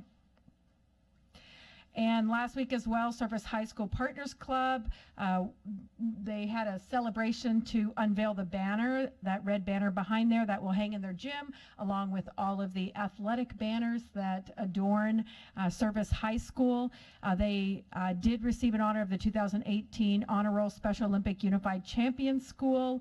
There are thousands of partners clubs around the country that work with the Special Olympics, and I believe Service was one of 20 that received this honor, and it was really amazing. The students planned the assembly, the entire school came and they spoke, so it was a pretty tremendous day there. I do want the board to know that tomorrow our resource officers will be at any polling place. So if an elementary school is a polling place, we have reassigned resource officers to ensure safety of our students, because at those times the doors that generally have a buzzer will be unlocked for community to come in, but we have reassigned safety and security officers actually to any polling place, and we're keeping a tight eye on that. And I just want to encourage everyone to vote tomorrow, 7 to 8 p.m. at your polling place, if you didn't vote today. This is Military Family Month, and wanted to let the board know we had a celebration for Veterans Day here at the board level, but on Monday students will remain home and hopefully get to celebrate with their veterans or active duty folks for Veterans Day. And however, our teachers will be working. That is a work day for teachers, mostly in professional development. Secondary is district-wide, and elementary is at the school level. And then finally, November 15th, 16th, and 17th is the All Music Festival at Chugiak and West High Schools, and we look forward to that. It's always amazing, the students that come from around the state to play here, but you will always see in the majority of those selected as the first chairs and in those bands are ASD students. We have a world-class music program here in ASD. I want to thank our teachers for that. And very brief update, as I took some time in the work session to discuss with the board. If you have any questions, you can let me know, but wanted to share the fabulous things going on in the district. And yes, it is teachers who make those things happen. Thank you. Thank you. We can move on to, sorry. Yeah, just briefly, I noticed the big jump in Juneau's graduation rates. Anything that is known to attribute to that, or maybe I will get that information and chat with Juno. We'll have an opportunity to speak with them this coming week. Okay. Anyone else? Mr. Donnelly. Thank you, Madam President. Superintendent, it seems like every meeting we have some testimony regarding teachers not being allowed to take any kind of a break or exercise, move their students around during the 90-minute reading blocks, and yet it's been told to us as a board that they do have a lot of discretion and liberty to do that. Mm-hmm. Is there any explanation why we get that testimony and yet when we ask about that, we're told that they do have that liberty to do that, if based on their choice of when their kiddos need a break to recapture their attention to their studies? Thank you, Member Donnelly. I want to share my frustration as well whenever we hear about instances or inability to have freedom. When something came to the board in regard to we're not allowed to do book buddies anymore. When we do know of a situation and of a school that we can actually look into something, we absolutely follow up and report back to the board. I don't have an instance, I wish someone would come forward, of a teacher who is written up for doing something in regard to reading or not reading, or I don't have any evidence, and I guarantee when we find out, because the priority plans don't speak to no breaks. In fact, they speak to short duration of time to adjust instruction, to change instruction, and I'm equally frustrated in that I want to support schools, support teachers, support learning, support children, but without information, it's hard to have evidence of those items. And certainly when we do know, and we have been given a school or an instance, we have reported back, and I can. Several times, Dr. Stock has met with parents and discussed this. The plans don't speak to breaks. They don't speak to no breaks. They don't speak to not having adjustments. Certainly a parent shared an exit ticket is really, if you know something already, why would you teach it? And that's what we're saying, that we don't need to be retaught things that we already know. So an exit ticket could be given at the beginning and see if my students know something, and then I have more freedom in the classroom. So I'm not, many of these are parents speaking to this. Once we do find out, I just encourage our public to come forward and share instances for which we can look into and really support the school. If there is an adjustment that needs to be made, we will absolutely do it. We hold principals accountable for their actions as well. Madam President, just a follow-up. Yes, Mr. Donnelly. So just to be clear, my understanding of the district policy is that teachers are absolutely free to, if their kids need to get up, move around, maybe take them outside for a couple of minutes, do some sort of activity to break up the 90-minute reading block. If they're losing attention, to do some sort of activities and not just follow some written script, but they can actually do those activities to recapture the attention of their students. They do have that liberty. Is that correct? Absolutely, absolutely. That's teaching, understanding your students, where they are and when they need a break. Absolutely. Mr. Holloman. Just to follow up on what Mr. Donnelly is saying, it I'm going to say creates a cognitive dissonance, because we hear testimony, we've seen letters, we hear what's being said from the administration. Most teachers that I've spoken to have talked about being locked in. And having looked at the materials, there is a minute-to-minute script, and unfortunately it takes up the whole day. It's not like half of the day is to be on this and the other half is open. It is really packed. It is the case that I met with a teacher recently who has positive things to say about the curriculum, had a principal last year that didn't allow variation from the script offered by Ashlock, in contradiction to what the instructional coach was saying. A change in principle, and there's quite a bit. There's the ability to put kids in groups. There's the ability to have activity breaks, although with the expectation of the number of instructional minutes spent on each one, it jams up the day. But there was a real change when the building administrator changed.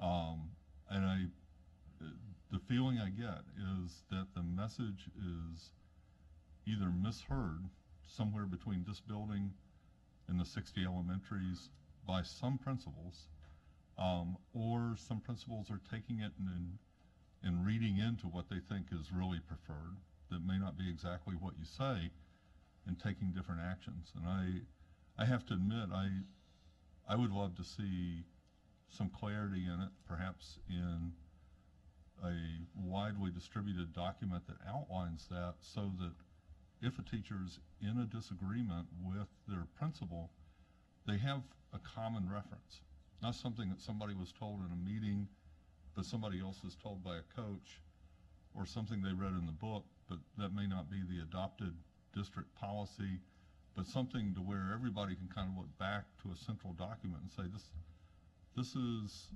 what the expectation is on everybody, because it seems to be that it's not absolutely clear for people, and we're getting a lot of different stories. And I would just, if Dr. Stock and actually Mr. Nielsen can speak to that. We work with principals. If you want to come forward, we can share what we do and how we speak about this. Certainly the board has seen the urgency for which our work warrants.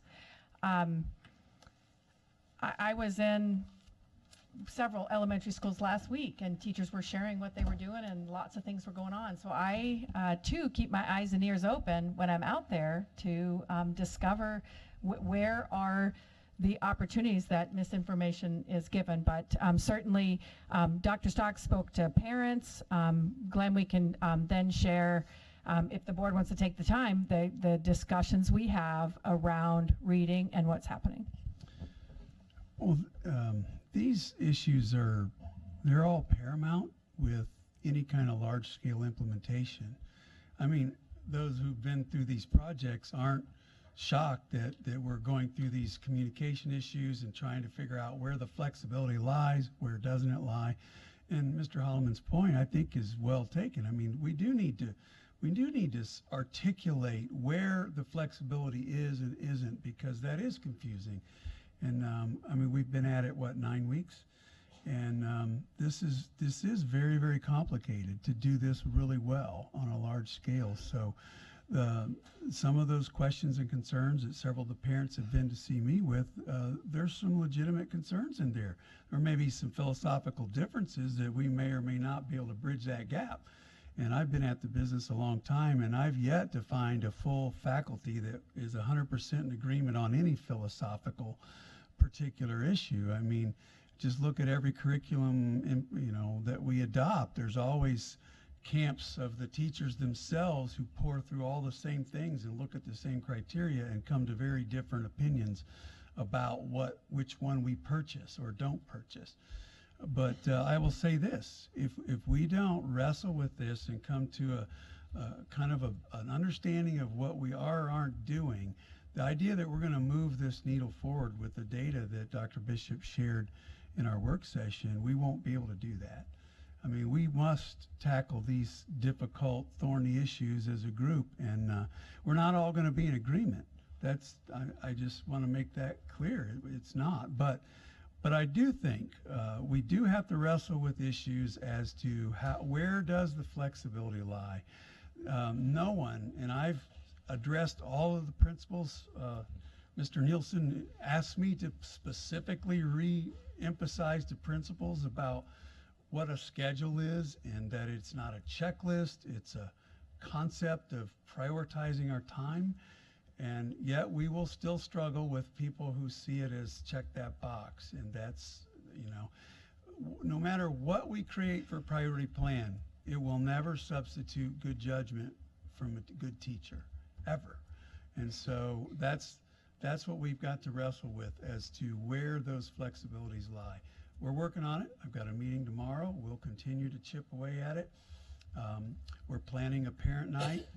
That's part of what the meeting tomorrow is to prep for.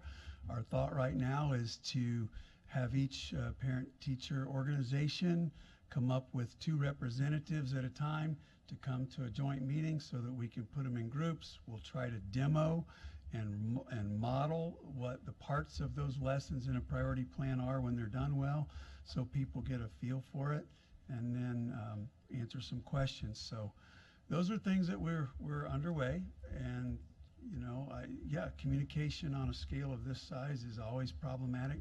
Have we made some missteps? Well, of course. I mean, every project I've been a part of goes 3 steps forward, 1 step back, 2 forward, 1 back. It's just kind of an adjustment period. So that would be my response to the question. There's some very legitimate questions that come up. I think there's some strong misunderstandings on somebody's part regarding, you know, things like no one ever took away book buddies. No one ever, to our knowledge, has ever written someone up in evaluative form for not being on 3 minutes of script A or whatever. And I think it's also important to point out one more thing, in that what some of us view as a script means it tells teachers what to say. This is a very descriptive program, but it's not a script. A script is something people read. In the scripted reading programs that really do exist in the world, it tells you exactly what to say and when to say it. This isn't a script, but it is a very descriptive set of activities, so teachers aren't sitting around on the internet every night trying to manufacture what I'm going to do tomorrow. And it's meant to provide guidance. We'll have to sort through the flexibility piece. And if there's just, Glenn, in your work with principals, Oh, yes. Well, there's different levels of and experiences of principals, so we work with them independently, but certainly when we see an issue. And that's so true. And, you know, I would just like to add, I certainly understand and I feel the frustration when we have the information and it's not what I'm seeing or experiencing. I will say, though, I am very much optimistic and happy that the conversation is focused on instruction, firmly on instruction, and in this case, English language arts acquisition, which I feel and believe is the most important part of what we do at the elementary level. But I just wanted to get that out there first. I'm to the point where I'm probably a broken record when I have conversations with my principals. And some of you have heard me say this already before, so I do apologize, but first and foremost, no teacher is to be reprimanded or to find fault as they work their way through this process of learning the curriculum and finding where the efficiencies lie and where those areas of friction lie. No principal is going to get their hands slapped for an error. Now, that doesn't mean errors won't occur. We are human beings. We are trying to do something fairly complex. The science of reading and reading mastery is complex work. It is difficult work. There's no question about that. So I've had conversation with principals separately. I've had conversations with the instructional coaches separately. In our last shared instructional coach and principal meeting, I was up there, and I hope I didn't pontificate. I hope it was thoughtful discourse on my part. But for about 20 minutes, I discussed the importance of having the conversation with your staff members, with your instructional coach, with your principal. If you have a veteran teacher, if you have a brand new teacher who feels that they can do X this way and they are not to be moved, well, let's try that out then. Let's see what X will look like. Because at the end of the day, the data is going to indicate to us whether it's X or Y, A or B.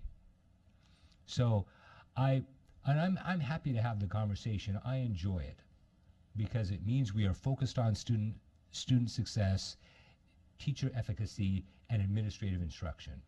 So I'm happy to answer any questions around that. Mr. Donnelly. Thank you for the opportunity, Madam President. I just want to bring it back to the little narrow question that I have. I'm thinking of it from a policy point, from the board's overview of your administration. And when people come to us and say, if my kiddos, our instructor comes to us and says, after 12 minutes, I'm starting to lose them, I need to find a way to refocus them I can't just keep teaching this to kids that aren't paying attention. Is there some place that an instructor to go that says, as Mr. Holloman's suggesting, I may, take my kids outside and walk them around a bit, or, have them stand up and move around the class and get refocused so that can successfully go back to instruction. I would like our teachers to have confidence that they have that option to do that when they see there's an issue with them being able to teach. And it's not just tonight, it's something we've heard repeatedly over the last 5 or 6 months. And so that's why, from a policy point of view, I'm asking, is there something they can go to that assures them that they have that option as an instructor, that when they feel their kids need some sort of refresher or something different to help them refocus, they have that authority as a teacher? And I'll just jump right in there and see if I can take a stab at that.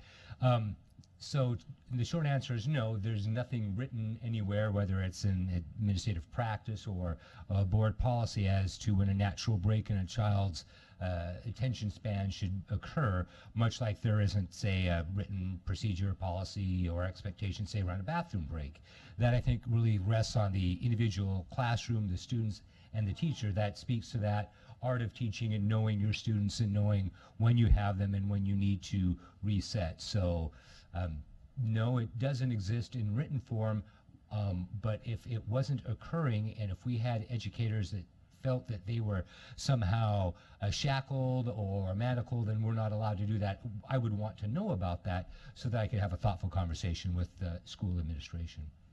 Mr. Holloman? Yeah, we're kind of jumping in and out of an area. No one expects the curriculum to direct say on when bathroom breaks are going to happen. But a teacher should know the policy on what they're allowed to do in terms of letting kids in and out of class. That's the level, not the specifics of when, but the level of who has authority to do what at what point. That's what we want to be able to read.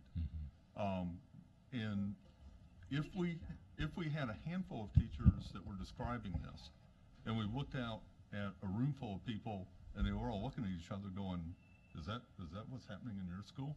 But it's not. We're looking at a room full of hands up in the air from people that seem to agree. This has been going on for more than a year.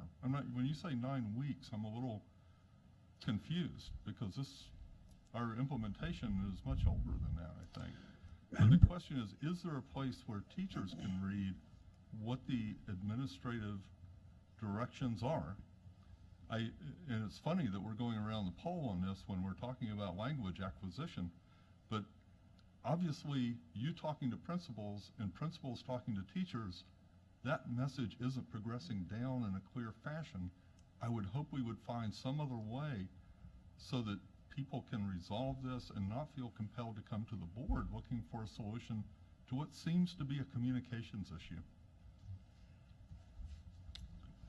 I want the same result, because as I've shared, things that have come to the board have not been true as I've looked into them. And perhaps some things are and some things aren't, but I've certainly provided the board information for which you were given in testimony or written testimony with a response from people that it had or not happened.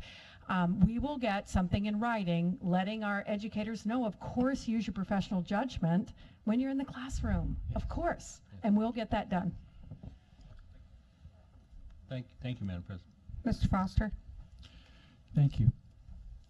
My question goes to how many schools will you contact with your follow-up with meetings with PTAs to have that interaction, and when will that occur? So I want sort of a sense of how fast are you in what I'll call the let's see what's going on out in the field mode, and how thin are you going to spread yourself in terms of how many schools you're going to invite to each party? Well, there's a planning meeting tomorrow, and so that'll get us started. And I've taken detailed notes from my conversations with several parents who testified tonight, in fact, and some who have been very active in this area. And so I will put that together tomorrow. I'll go to Dr. Bishop with a draft of our plan. I'm hoping our tentative plan was to have something put together within several weeks that we would roll out and have parents here relatively quickly. And the goal, as we were first brainstorming, was to literally have at least 2 invited per elementary school and figure out how to divide those into groups and rotate people through some stations, so that maybe do a joint meeting with everyone to talk at the beginning about the why, and then go to breakouts where there would be modeling of the different parts of these lessons. And so that's our draft as far as concepts, and then I'll let Dr. Bishop know once we've got an agenda put together for it. Thank you, that's helpful. And Madam President, thank you. If there's any more questions, we'll certainly answer them. But we want the same goal. We want teachers to feel successful. We want kids to be successful.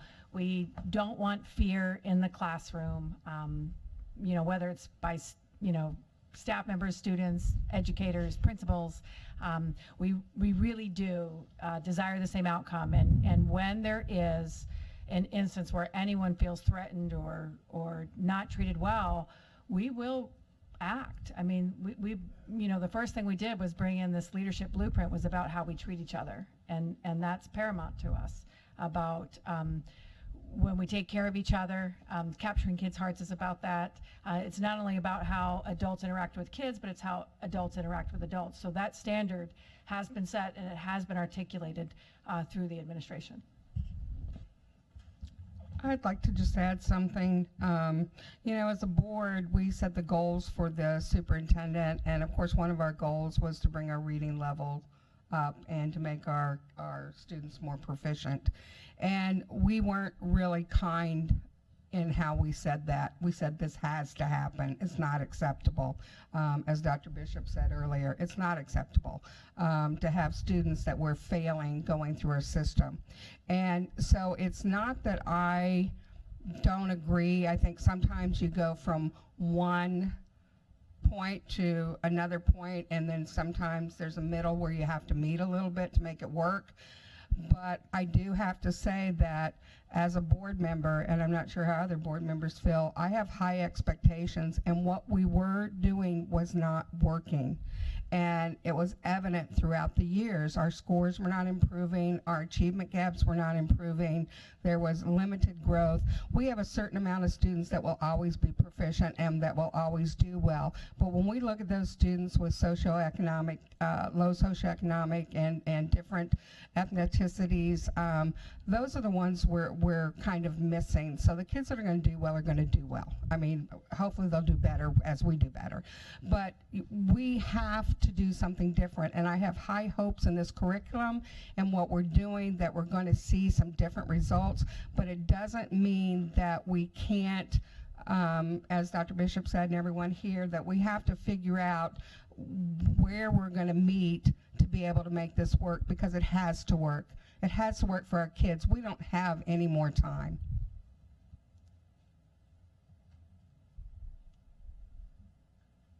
Okay, that includes, sorry. So we're moving on to consent agenda. Oh, Mr. Foster. If you would be so kind as to illuminate for me what is on the consent agenda, since that hasn't been briefed to me, and it's been a few years since I've been here. Well, we will tell you right now, because we're going to put that forward, right? I move to approve the consent agenda, ASD Memorandum 066, the Personnel Report, and the September 24th, 2018 work session and executive session minutes. Second.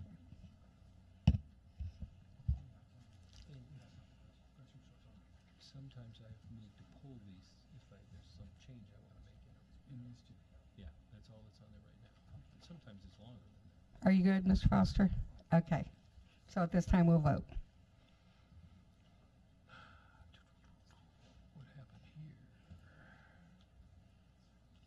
Emma, student vote?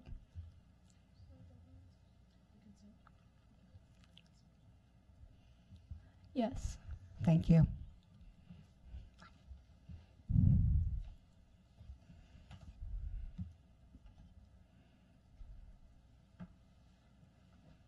And that passes, motion carries with 7 yeas, 0 nays, and 0 abstain. So before we move to action items, I want to read, we have public testimony on action items.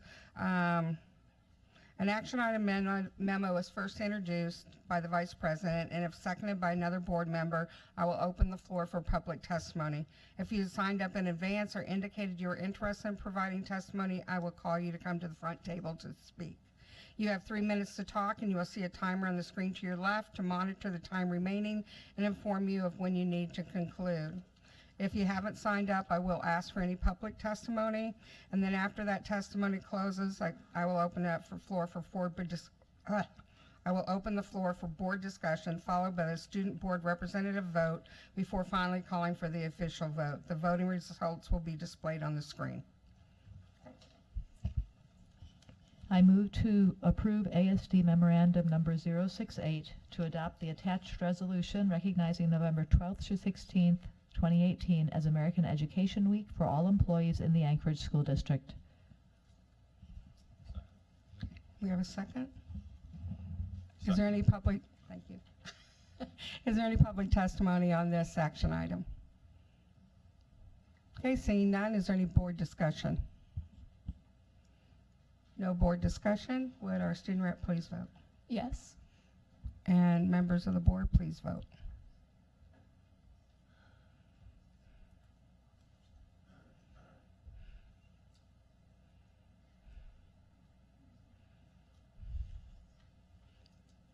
That resolution passes with 7 yeas, 0 nays, 0 abstain, and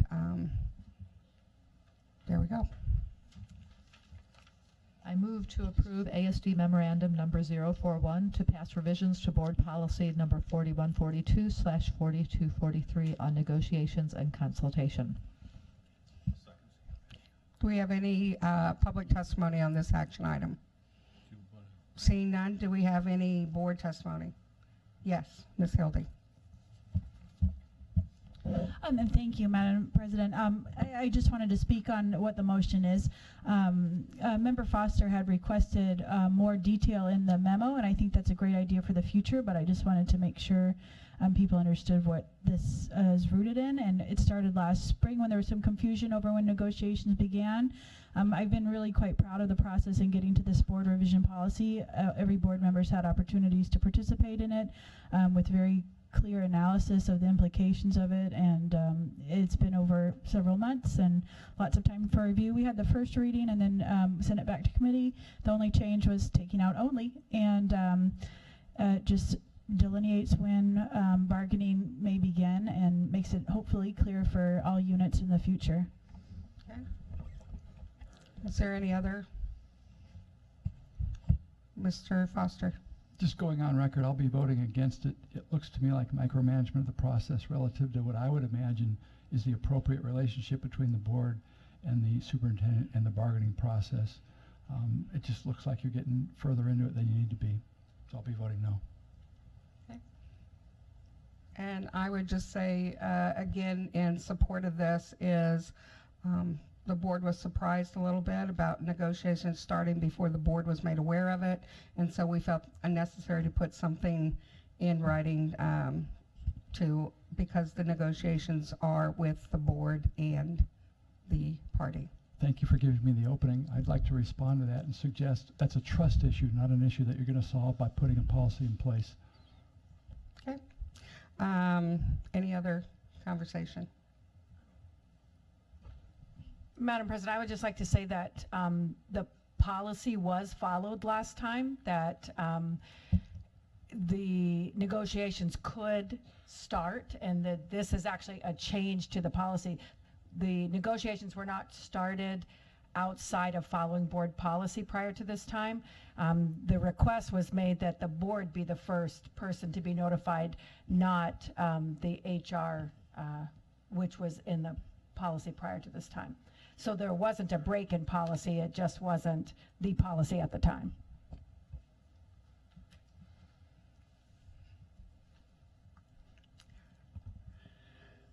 I'm going to call for student vote at this time. Yes. Board members vote, please.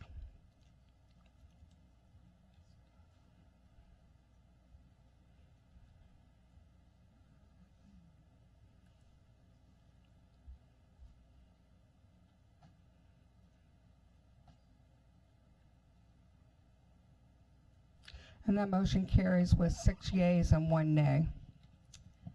I move to approve ASD Memorandum Number 053 and authorize the superintendent to accept grants for Providence Heights, Alaska School for Deaf and Hard of Hearing, Deaf Educational Interpreters, and the Alaska Family Directory website from the Alaska Department of Education and Early Development.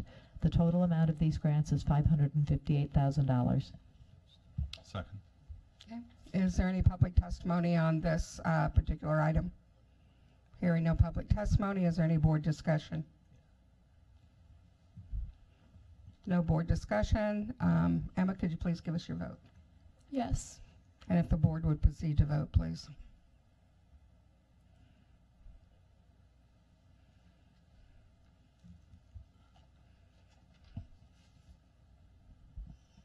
And that motion, that memorandum carries 7 yeas.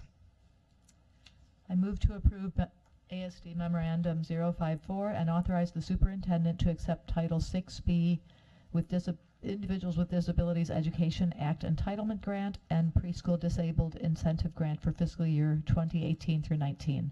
The total amount for the 2 grants is $13,452,006. Second. Is there any public discussion? Okay, any board discussion at this time? Mr. Foster.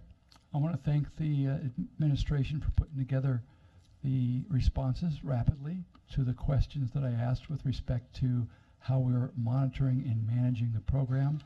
As many of you are aware, it is a large, complex program with over $100 million of investment every year. So I want to commend the team for continuing to work in this area and commend Ms. Anderson for her work. I appreciate it over the years and had the opportunity to work with her. And we have a challenge, and that challenge is a fairly rapid increase in the number of the intensive students. And we want to get ahead of that, and I think we want to especially highlight that with respect to the upcoming discussions with the public on the, not just sort of the emerging needs, but what's now a pretty strong trend. I think this is a significant issue. Thank you. Is there any other board discussion? Okay, at this time, Yes. and would the board please vote?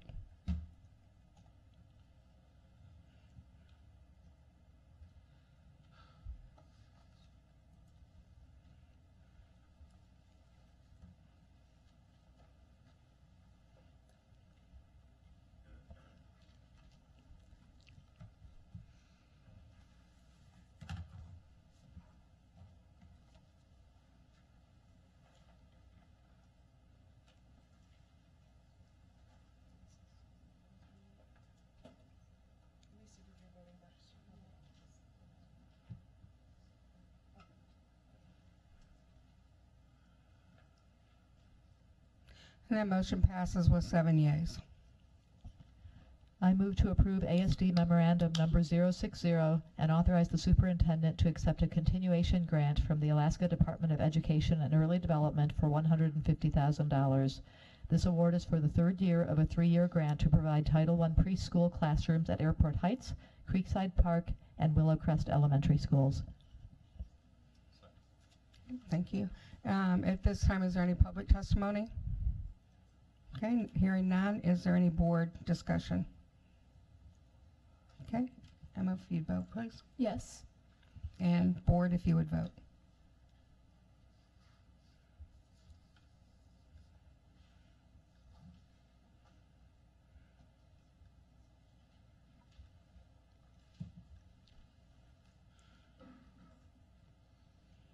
And that motion passes with 7 yeas. I move to approve ASD Memorandum Number 050 and authorize the superintendent to dispose of the listed surplus property by sealed bid sale, public auction, or other means as practical in accordance with Board Policy 3270, sale and disposal of books, equipment, and supplies, personal property, and Administrative Regulation 3270, sale and disposal of books, equipment, and supplies. Is there a second? Is there any public testimony on this motion? Hearing no public testimony, is there any board discussion? Hearing none, if I have a student vote? Yes. And board members, please vote.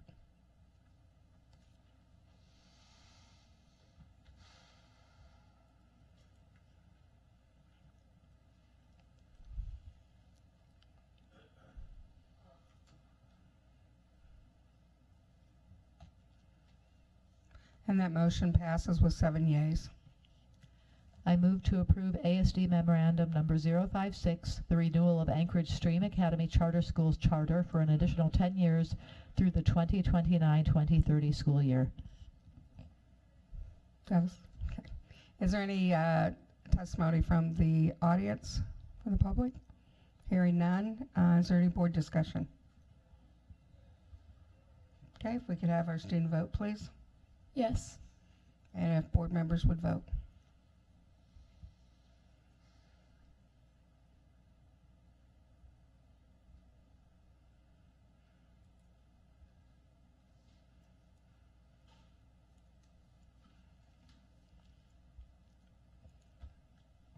And that motion carries with 7 yeas. Congratulations. Congratulations. Yes. So, next. I move to approve ASD Memorandum Number 061, the renewal of Eagle Academy Charter Schools charter for an additional 10 years through the 2029-2030 school year. Second. And I know at this time we do have some testimony from the public. I have Melissa Timberlake and Amanda Julianson. If I said that right, I apologize.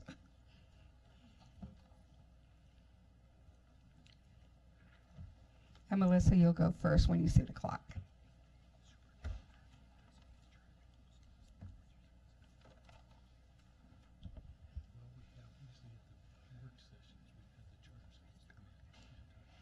Thank you for the opportunity to speak on behalf of the Eagle Academy Charter School Renewal.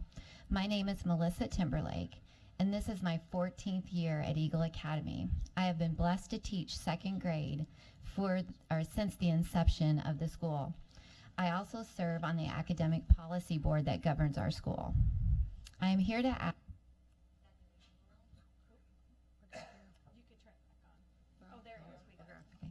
I am here to ask that the renewal of our charter be approved. Eagle Academy is and has been doing great things for the success of children for 14 years.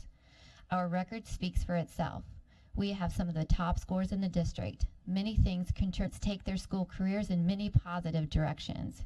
Last year alone, many from our first kindergarten class shared their future endeavors to our entire school, and it was impressive to hear the colleges that they would be attending all over the nation. We have high expectations for every student, no matter what their level. Using research-based curricula and methods of instruction has kept validity and consistency in our program. Standards-based reporting gives all stakeholders insight into the skills being taught for proficiency. Teachers, staff, parents, and students are a team at Eagle Academy for the success of everyone. We have created a positive, welcoming atmosphere. Over the years, we have worked hard to ensure a safe, successful school. The principal works collaboratively with the academic policy board and staff in the decision-making process, affecting every aspect of our school. Her leadership skills have brought us to where we are today. She has led the school for the past 7 years in a transparent manner. As I close, I invite you all to come and visit our school and see for yourself all of the amazing things that take place on a daily basis. It is an honor to work at Eagle Academy, and I hope to continue to teach at Eagle Academy for another 14 years. Thank you for your time. Thank you. If I could have Vanessa Hall. And Amanda, you can begin when you see the clock. Good evening. I'm Amanda Juliuson, and I'm here to share our family's experience at Eagle Academy Charter School. We have 4 children attending there now, a son in 6th grade, a son in 3rd grade, and a son and daughter, twins that are in kindergarten. I was raised in Anchorage, but we moved to Eagle River area in 2009. When it came time for our first child to go to school, we looked at our neighborhood school, which is a fabulous school, and we also looked at the immersion programs in the Eagle River area. We had a neighbor who kept telling us we had to come check out Eagle Academy Charter School. She felt the quality of education was amazing and couldn't say enough good things about the teachers. We attended a festival the year before he was to enroll, as well as a parent orientation. We are immediately impressed with what was shared. They use Saxton Math, Spalding for language arts, and offer leveling. This was all new to us as it was our first child. The opportunity to level is to keep a child in a level in order for them to master the skill, or the opportunity to advance the child if the skill has been mastered so they can continue to be challenged. All of these were appealing to us. Our oldest son started in 2012, and we couldn't be happier with the quality of education he has received. We feel the school has been an amazing fit for our children and family. He loved his kindergarten teacher and didn't want to move on to the 1st grade teacher. This has only continued each and every year. It's a blessing to have your children to love to go to school and to be receiving an amazing education and be in an environment that fosters being a good citizen and role model in the community. To have him tell his younger siblings all the amazing things he experienced with each teacher as they are about to embark in that classroom warms my heart. As parents, we appreciate the relationships we have with the teachers and the faculty and the principal. We truly feel it's been a partnership. All 4 of our children are thriving at Eagle Academy, and we feel that they are receiving a quality education and skills to carry them forward. I don't know all the ins and outs about renewing a charter. I just came to share our family's experience and let you know our only disappointment in the school is that it doesn't go through 12th grade. Thank you. Thank you. Yes.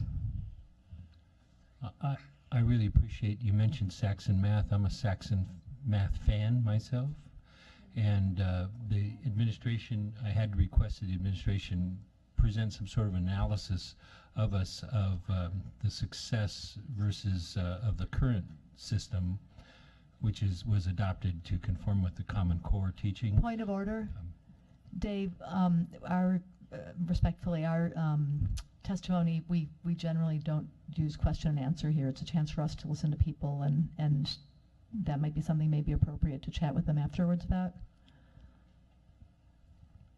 I can't ask them why they think it's a good program? No, because testimony is pretty much states that it's our time to listen and their time to talk. Okay, well, I just thank you very much. I really appreciate what you Thank said. you for supporting Saxon Math. Cammie Merrill.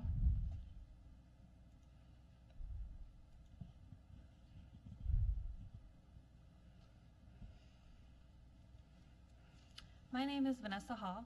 I have a 3rd grader, 8th kindergartner at Eagle Academy. I'm also the Academic Policy Board Chair.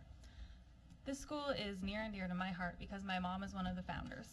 I am so proud of all of the hard work and the quality program that the founders put together, and the fact that our amazing staff, parents, and most important of all, students work so hard for its continued success.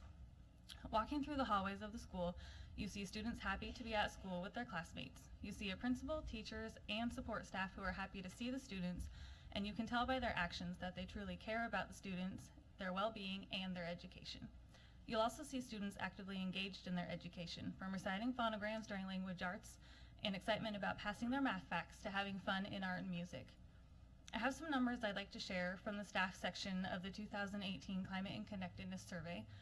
94% of staff either strongly agree that decisions at the school are made based on what is best for students. The same percentage say that the principal looks out for the personal welfare of school staff members and that the principal and other leaders in the school make good decisions.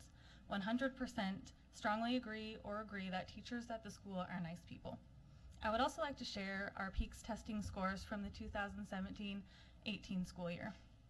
81.19% of students in grades 3 through 5 are proficient or above in language arts. 83.84% are proficient or above in math, and 84% are proficient or above in science. As you can tell by these numbers, our students are thriving, and we have strong staff support for the school. The parent testimony tonight in support of our school should show you how much parents want this option for their children's education. When the school was first proposed, it was met with a non-recommendation from the superintendent at that time. 3 years after opening, at its first charter renewal, it was met with support from that same superintendent saying, if any charter school deserves a 10-year renewal, it's Eagle Academy. We hope that our continued success shows our solid commitment to children's education and earns another yes from the school board. Thank you for your time listening to us, and again for considering Eagle Academy's charter renewal. Thank you. Jennifer Bundy. Oh, I'm sorry, I missed Paige. Paige Saylor.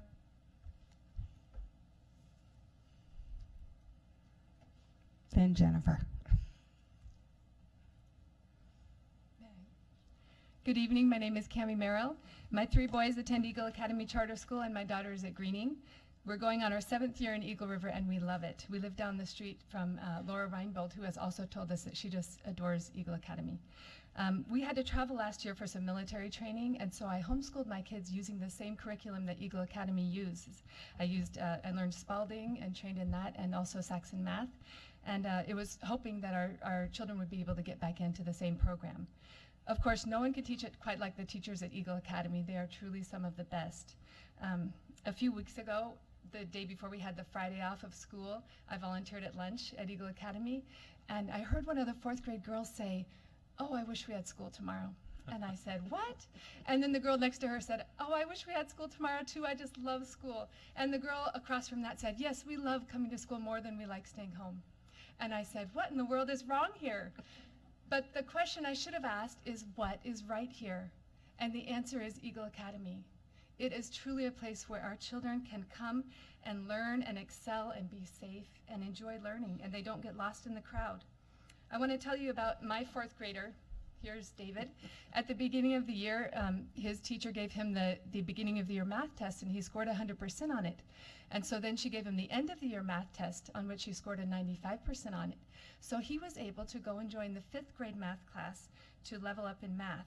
And not many other schools allow our students this kind of opportunity to excel at math, at language arts, at citizenship, and at life in general. Every time I walk down the halls of the school, I see individual students being worked with by volunteers and aides, even parents, one-on-one, to work on their reading skills, their math skills. I see them doing flashcards on phonograms and also writing. It's truly amazing the extra time and effort that this school puts into each individual child in helping them attain the best possible scholars, be the best possible scholars that they can. Please allow the legacy of this great school to continue. Thank you so much for your time. Thank you. Now, Jennifer.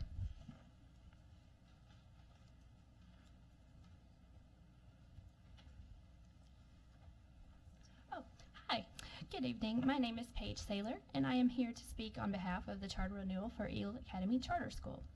We are a military family, so as a parent and a former teacher myself, I've seen several different schools in several different states. We've made the switch to Eagle Academy just over a year ago.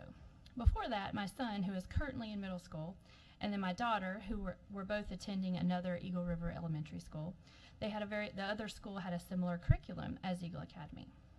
The school that they were at had been going through staff and administrative changes, and I had been finding that there was a lack of consistency across grade levels in the curriculum being taught.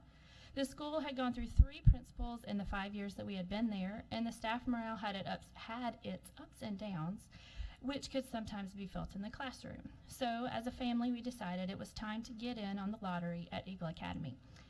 After waiting almost a year, my daughter was accepted into the 2nd grade class and made the switch 2 months after the school year had already started. The transition could not have gone smoother. She was able to level up in math with no problems, and her teacher noticed right away that she was slightly behind in her writing, but knew exactly how to get her there and up to speed. The remainder of the school year went just as smooth. Her transition was successful both academically and socially, and this is because of her amazing 2nd grade teacher. She shows a tremendous amount of care and support to all her students and goes above and beyond to make sure that they succeed.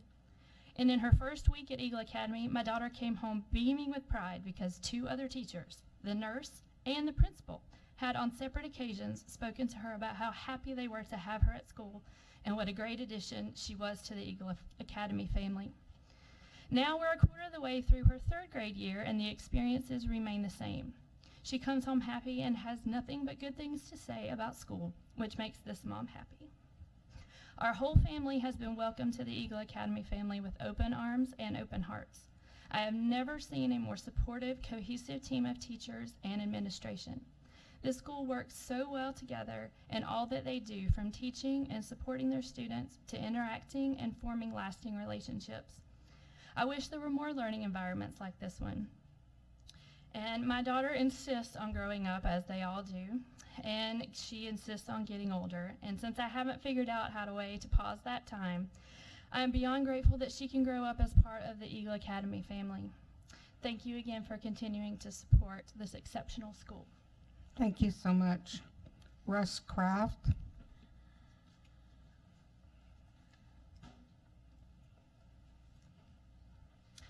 Good evening. I'm also here tonight to speak in support of renewing the charter for Eagle Academy Charter School. My name is Jennifer Bundy, and I have a 10th grader at Chugiak High, an 8th grader at Mirror Lake Middle, and a 5th and 2nd grader at Eagle Academy. We began at Eagle Academy back in 2009 when my oldest began 1st grade. Eagle Academy has been a great fit for our family. We've been very blessed to have been part of the EACS family for so long. Here are some of the reasons why. 1, my children are placed where they need to be academically. With a leveling system that allows students to be placed in the appropriate academic level of language arts and math, my students have been allowed to excel. So far, my older 3 all began leveling up beginning in 2nd or 3rd grade for math and/or language arts. This has set my older children on the advanced path for math, with the option, if they continue as they are, to be able to have 2 years of calculus in high school.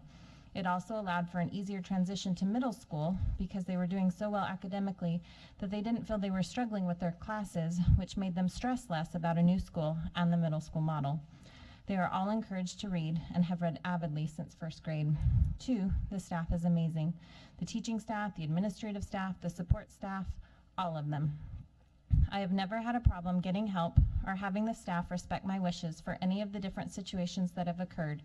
That includes academic, health, family emergencies or travel, communication, and so forth.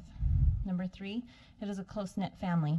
With there being 1 class per grade, the students, families, and staff really get to know each other as they go from kindergarten to 6th grade.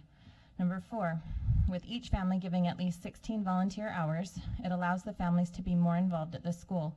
Volunteer opportunities are many and varied. I began volunteering to help out in the classroom. Then I ran the book fair.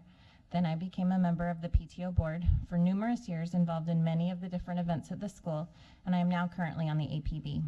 With our family growing up at the school, my younger kids were there a lot. I appreciate the staff members always willing to help make it work for me to be able to volunteer and help out at the school, even when I had little kids.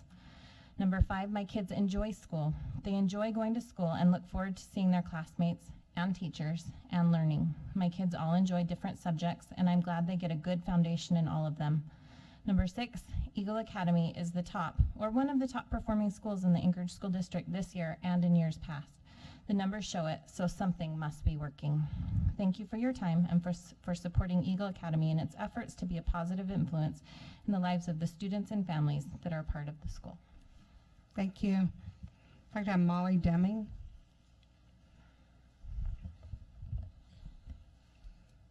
And Russ, you can begin when you see the clock. Thank you for allowing me to speak tonight. I've been with Eagle Academy for over 10 years. I have a sophomore up at UAF that's going into elementary education that attended Eagle Academy. I have a junior out at Matsu Career and Tech School that went to Eagle Academy, and I have a 4th grader there. There are great teachers at Eagle Academy. There's no doubt about that, and that's why we continue to go there. Even when staff asks, if you're so unhappy, why are you here?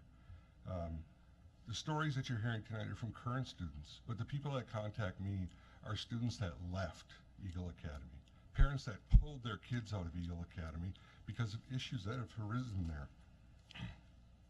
I've testified before the body, and I've sent all of you an email on the issues. Tonight, you get to make a decision to approve the charter renewal or place it on hold. I don't want Eagle Academy to go away. I just think that there's issues at Eagle Academy that need to be looked at. There are some child safety issues that need attention, but without support and direction of this board, they will not be addressed. It took me contacting Miss Ingalls to get action on a child safety issue this week. Nobody else was willing to listen to me. The director of charter schools, he's a nice guy, but he likes to smooth things over. Eagle Academy is a great school, but it is going through a rough time. Somebody needs to look at the issues and find the common denominator. After my recent testimony, the staff member commented, "Why do you still go there?" Again, there's great teachers there. I like the programs. Our kids have enjoyed it.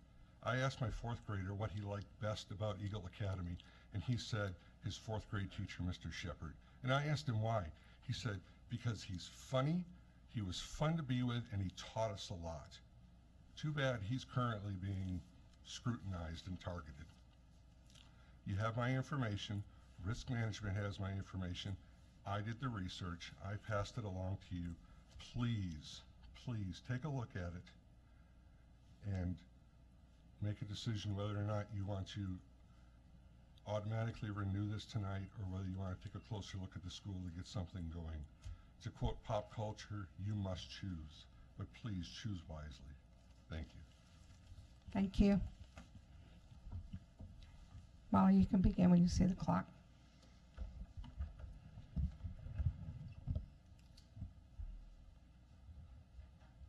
Hi, I'm Molly Deming. I am the kindergarten teacher at Eagle Academy, and I have been blessed to be there for 14 years since the school started. It was my first year teaching. It's been a great place to become a teacher, and I really love the families. It's really wonderful to have such a small school where I can get to know the younger siblings of my students and watch them grow up from babies to being in my class. This year I have many students that I've watched grow up from infancy, and it's an amazing connection to have that family feel in our school. Our teachers are amazing, and we collaborate. We work together with the student support team to make sure everyone who needs help gets help, and the principal and our AA and our nurse and our special ed teacher, everybody works together, and it's just a wonderful school to be at and a great environment for the kids. Thank you. Thank you. Is there any other testimony? And if you could state your name and spell it, please. Oh, I have quite the long last name. Hi, I am Danielle Gagne Thibodeau. G is in golf, A is in alpha, G is in golf, N is in November, E is in echo, T is in tango, H is in hotel, I is in India, B is in bravo, O is in Oscar, E is in alpha, E is in echo, A is in alpha, and U is in uniform. So, I am in here to support Eagle Academy. I can't tell you how much I love it. I actually spoke with the principal this afternoon, Miss Kitty, and she reminded me only 2 minutes because she knows I can go on and on about how amazing this school is. My daughter Gabriella Thibodeau just graduated last year from the 6th grade and is attending Grooney this year. My son is a current fourth grader there.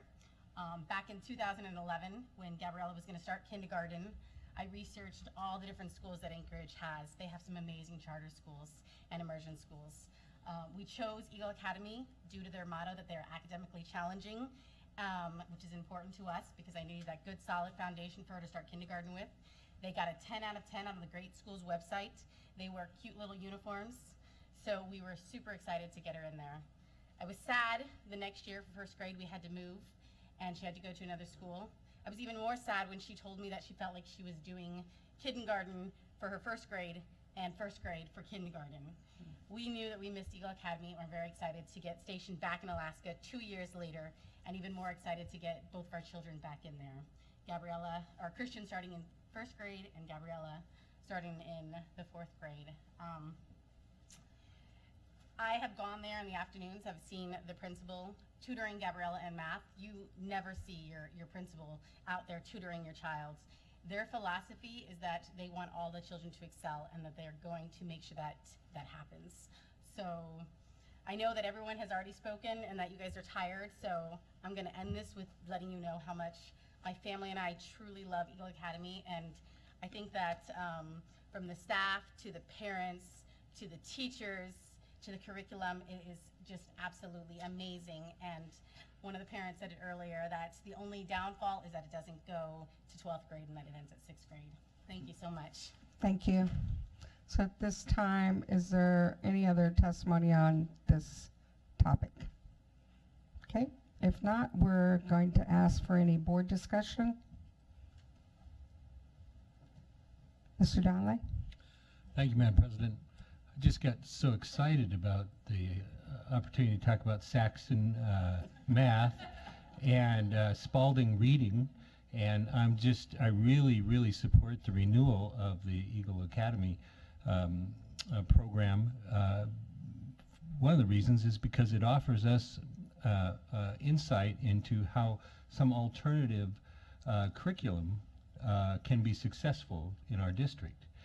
And in utilizing Saxon, not only are they using a separate curriculum than most of our schools use, but to test, they have to spend time teaching their kids how to deal with the terminology that Go Math has. So it's even more challenging, and yet they're producing excellent results. So I think it's very valuable to have these kinds of programs out there using these alternative curriculums as a measure or a guide or insight into whether options might be out there that we need to examine for our other kiddos. Thank you. Thank you. Is there any other board discussion? Mr. Foster. My question goes to process. What issues does the administration review when they're looking at the charter renewal? And which issues do they essentially defer to the board because of the nature of the contract between the board and the charter school? I'm sort of interested in what that line is. What's sort of in the administration's wheelhouse, and what do you defer to the board? Thank you. Through the president to Member Foster, and I'll have Daryl come up if we, I didn't know if you wanted the answer of how we determine that now, or would you like it later, but we do similar to a new charter and the charter outline in the policy. We review each of those content areas, but for a renewal, Daryl, if you could briefly just share what we look at when we make our recommendation to the board. Well, we utilize the deed application process, so we're looking at their curriculum, we look at their test scores and prior results. We look at their wait list, we look at parent involvement, and yeah. We can provide that documentation of the policy and the state deed application. I did provide the deed application in one of the renewals, so you have all the questions and the application process and that.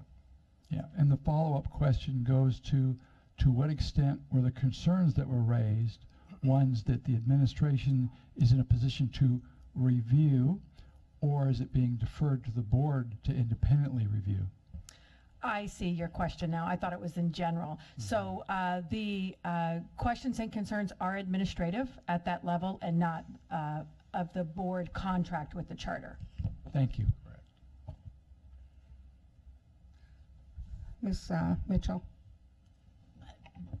This doesn't really impact how I'll vote, but I'm just curious, in the charter it talked about if they ever did add 7th or 8th and 8th grade, is that something that might happen, or is that something that they haven't really discussed at this point? You'd have to talk to Vanessa, the APB chair, but I have talked to them about that and did inform that if they did choose to add 7th and 8th grade, it would be a charter renewal or a charter revision, and so that would have to be approved by the school board. Any other discussion from the board? Okay, Thank you. If I could have a student vote, please. Yes. And if board members would vote, please.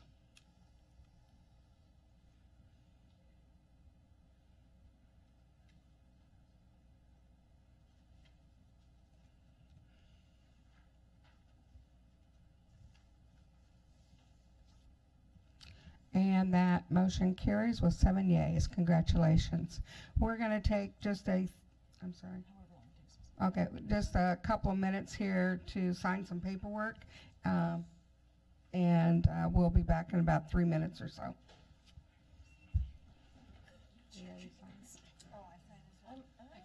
Is it just the board president? I think it's Daryl has the board for both.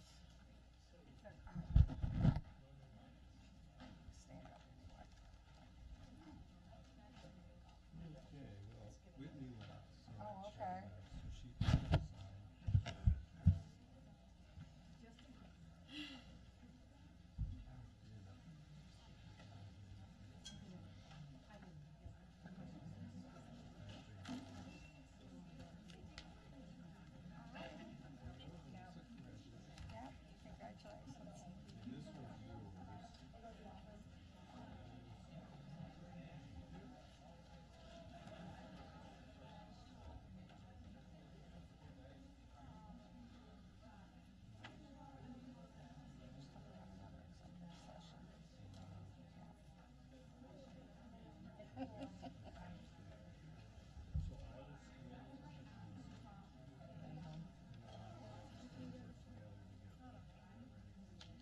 There you go.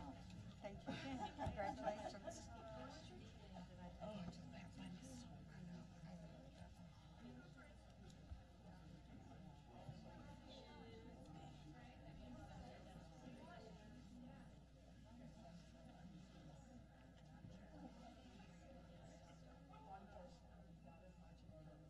Do you need a signature? Yes. I've been here very late. Yes. Doesn't matter where, just if you have absent. Oh no, you're right. I just get excited. I'm just a big fan of Spalding and Sexton. You know, I mean, I just asked for an analysis comparison. Oh, right. And these guys are using it. Although it's a nice pen. Thank you.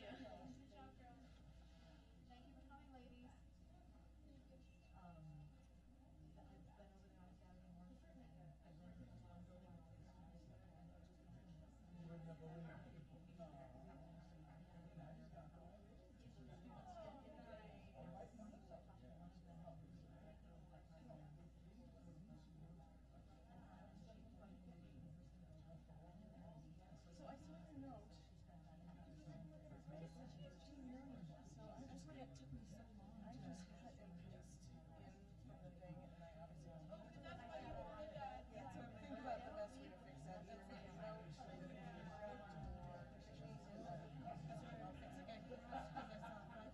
They're right behind me. I couldn't move the little window, and I'm like, okay.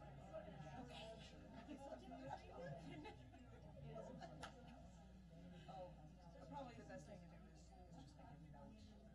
Yeah, we're not gonna. I'm sorry. And you know, and those ones that I moved over, like, I put the recommendation in, and when I moved them from the last meeting, I didn't make an action item, I put it, so I'm like,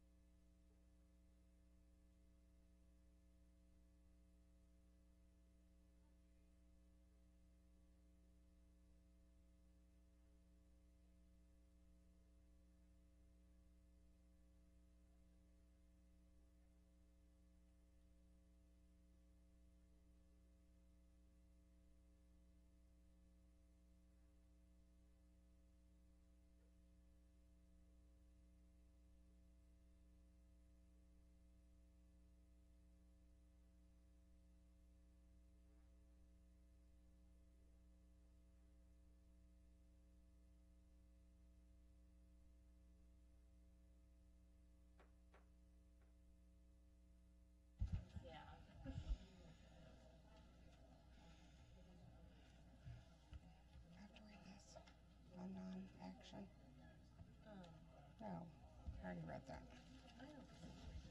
No, I don't think so either. Yeah, I lost my.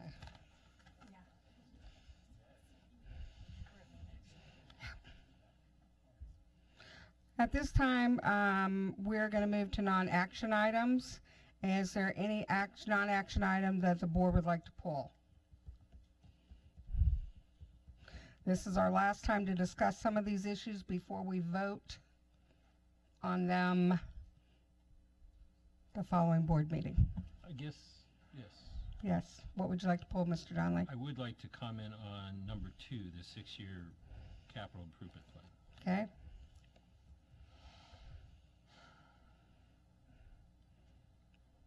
Nothing else?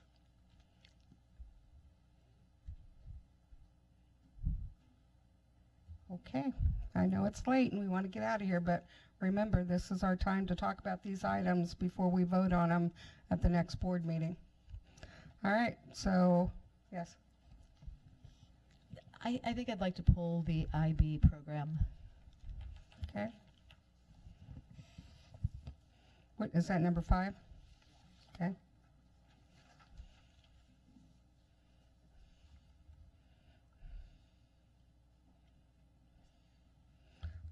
I'd like to pull the Mount Spur Elementary closure, number 4. Number 4. Okay. All right.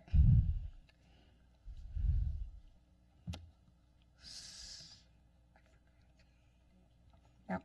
So, Mr. Donnelly, you wanted to pull memorandum number 024?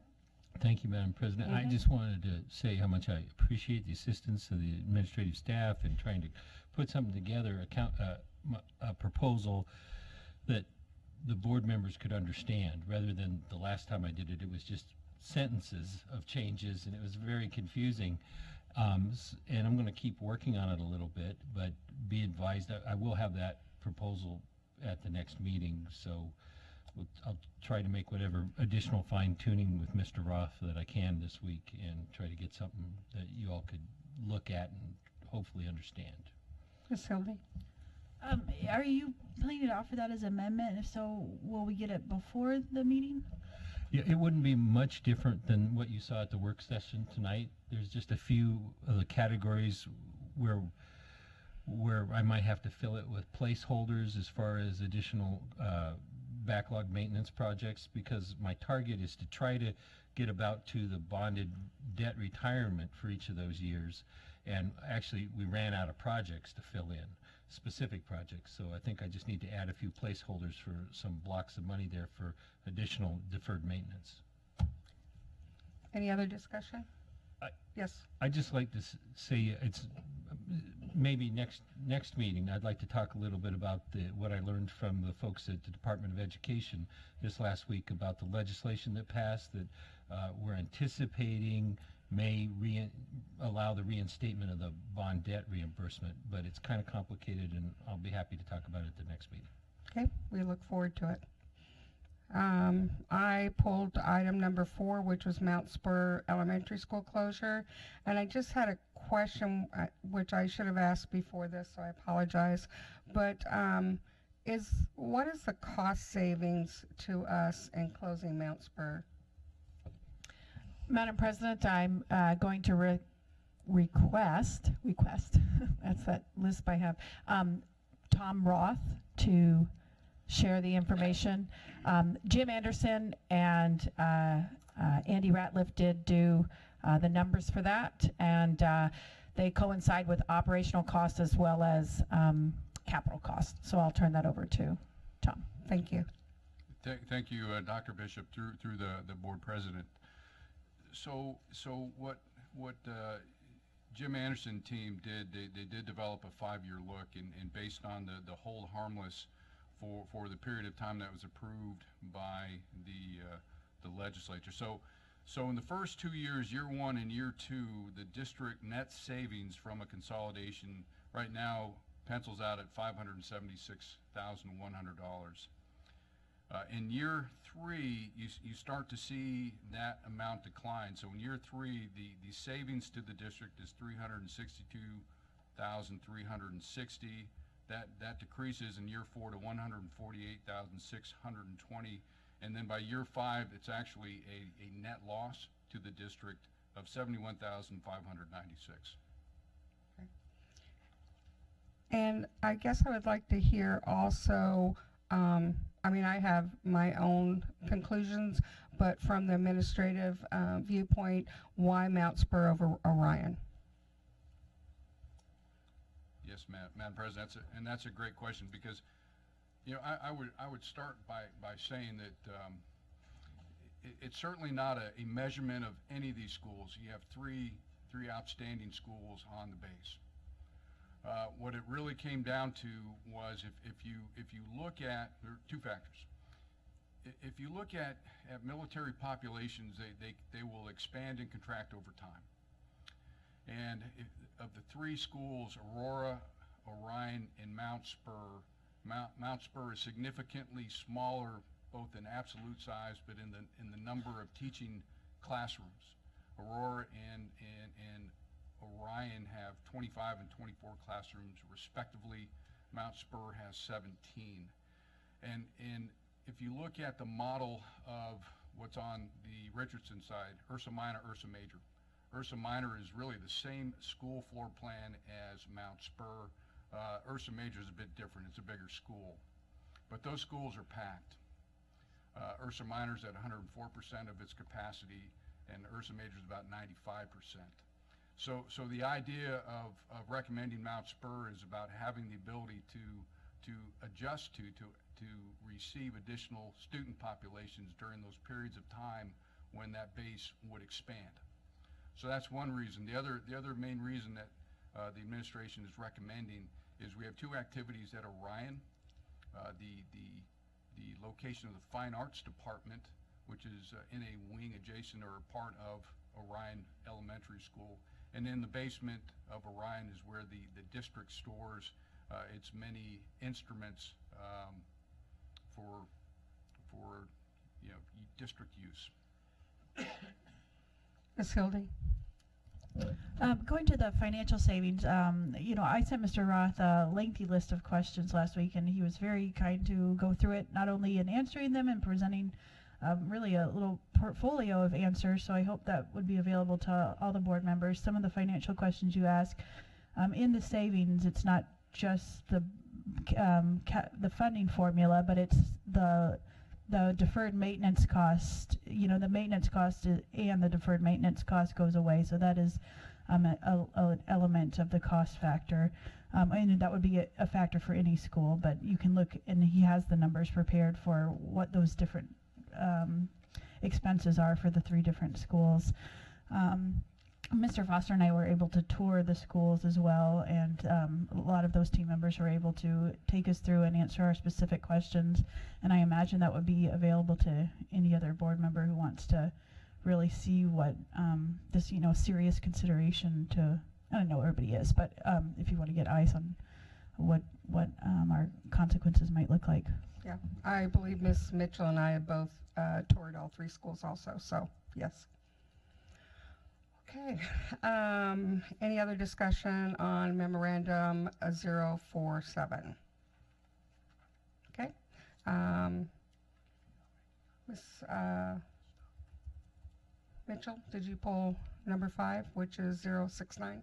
Yeah, so I just was curious. I don't know, I'm not exactly sure where to go with this question because I don't know that there are any Inlet people here, but when they talk to us about the IB program, I love the idea of having a primary years program at Inlet View. I think the IB program is fantastic. I think it's it would be a wonderful addition to a neighborhood school. But when it was presented to us, they talked about having to have 2 additional faculty members, and that obviously in our current climate would be hard for us to, I think, give them 2 additional FTEs, and other schools, who have equal needs may not be able to do that, or wouldn't be able to do that. So I'm just wondering if Inlet View can look at other ways of doing it, other models, if there's any way that they can pursue the IB without having to add 2 additional faculty people. And again, I don't know who to address the question to, or Through the president to Vice President Mitchell, it's duly addressed that that is an administrative question that we can visit with Inlet View in regard to this. Thank you. We'll come back with an answer. just in terms of procedure then, is there a way to put off possibly, because right now we're scheduled to vote on this at our next board meeting, and if we are still in a information gathering stage, could we put that off, or how would that work? Madam President, through the president to Member Mitchell, really we'll find out. Let's, I think we start with the administration, and if additional time is needed, we'll notify the board to perhaps put that as a non-action item again. But perhaps they have discussed that, and this is, their proposal didn't change. So we'll get that information. We'll have our special programs person work on that, and we will know by this week, by Friday, whether to request to put it off or not. So we'll have those answers. Thank you. At this time, then we will move to new business. Does anybody have any new business? All right. No. Yes, Mr. Donnelly. I just wanted to follow up on my request from a few meetings ago for an update in where the district is at on continuing the committee process on school safety. I just remain concerned that there's a lot more I wish we were looking at, thinking about doing for the safety of our schools. And I'm very interested in that process moving forward and continuing.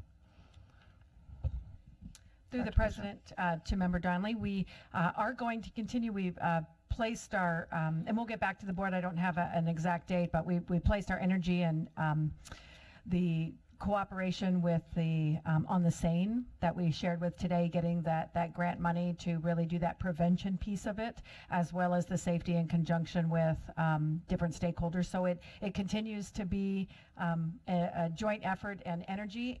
There isn't an idea to stop. It's just that we haven't started the process. Since we started that was a request from the board to look into that grant. So we did that, and we'll move forward. I'll have Mr. Roth propose when the next meetings would occur. And they were very fruitful. They did change administrative regulation policy, gave student input, so they're highly important. I agree that they should actually continue into the future. Thank you. At this time, is there any other public testimony? Okay, no public testimony. Do any board members or staff, administration, have any comments? Okay, well, I'm going to adjourn this meeting, and the board is going to continue executive session for the purposes of negotiations. Adjourned.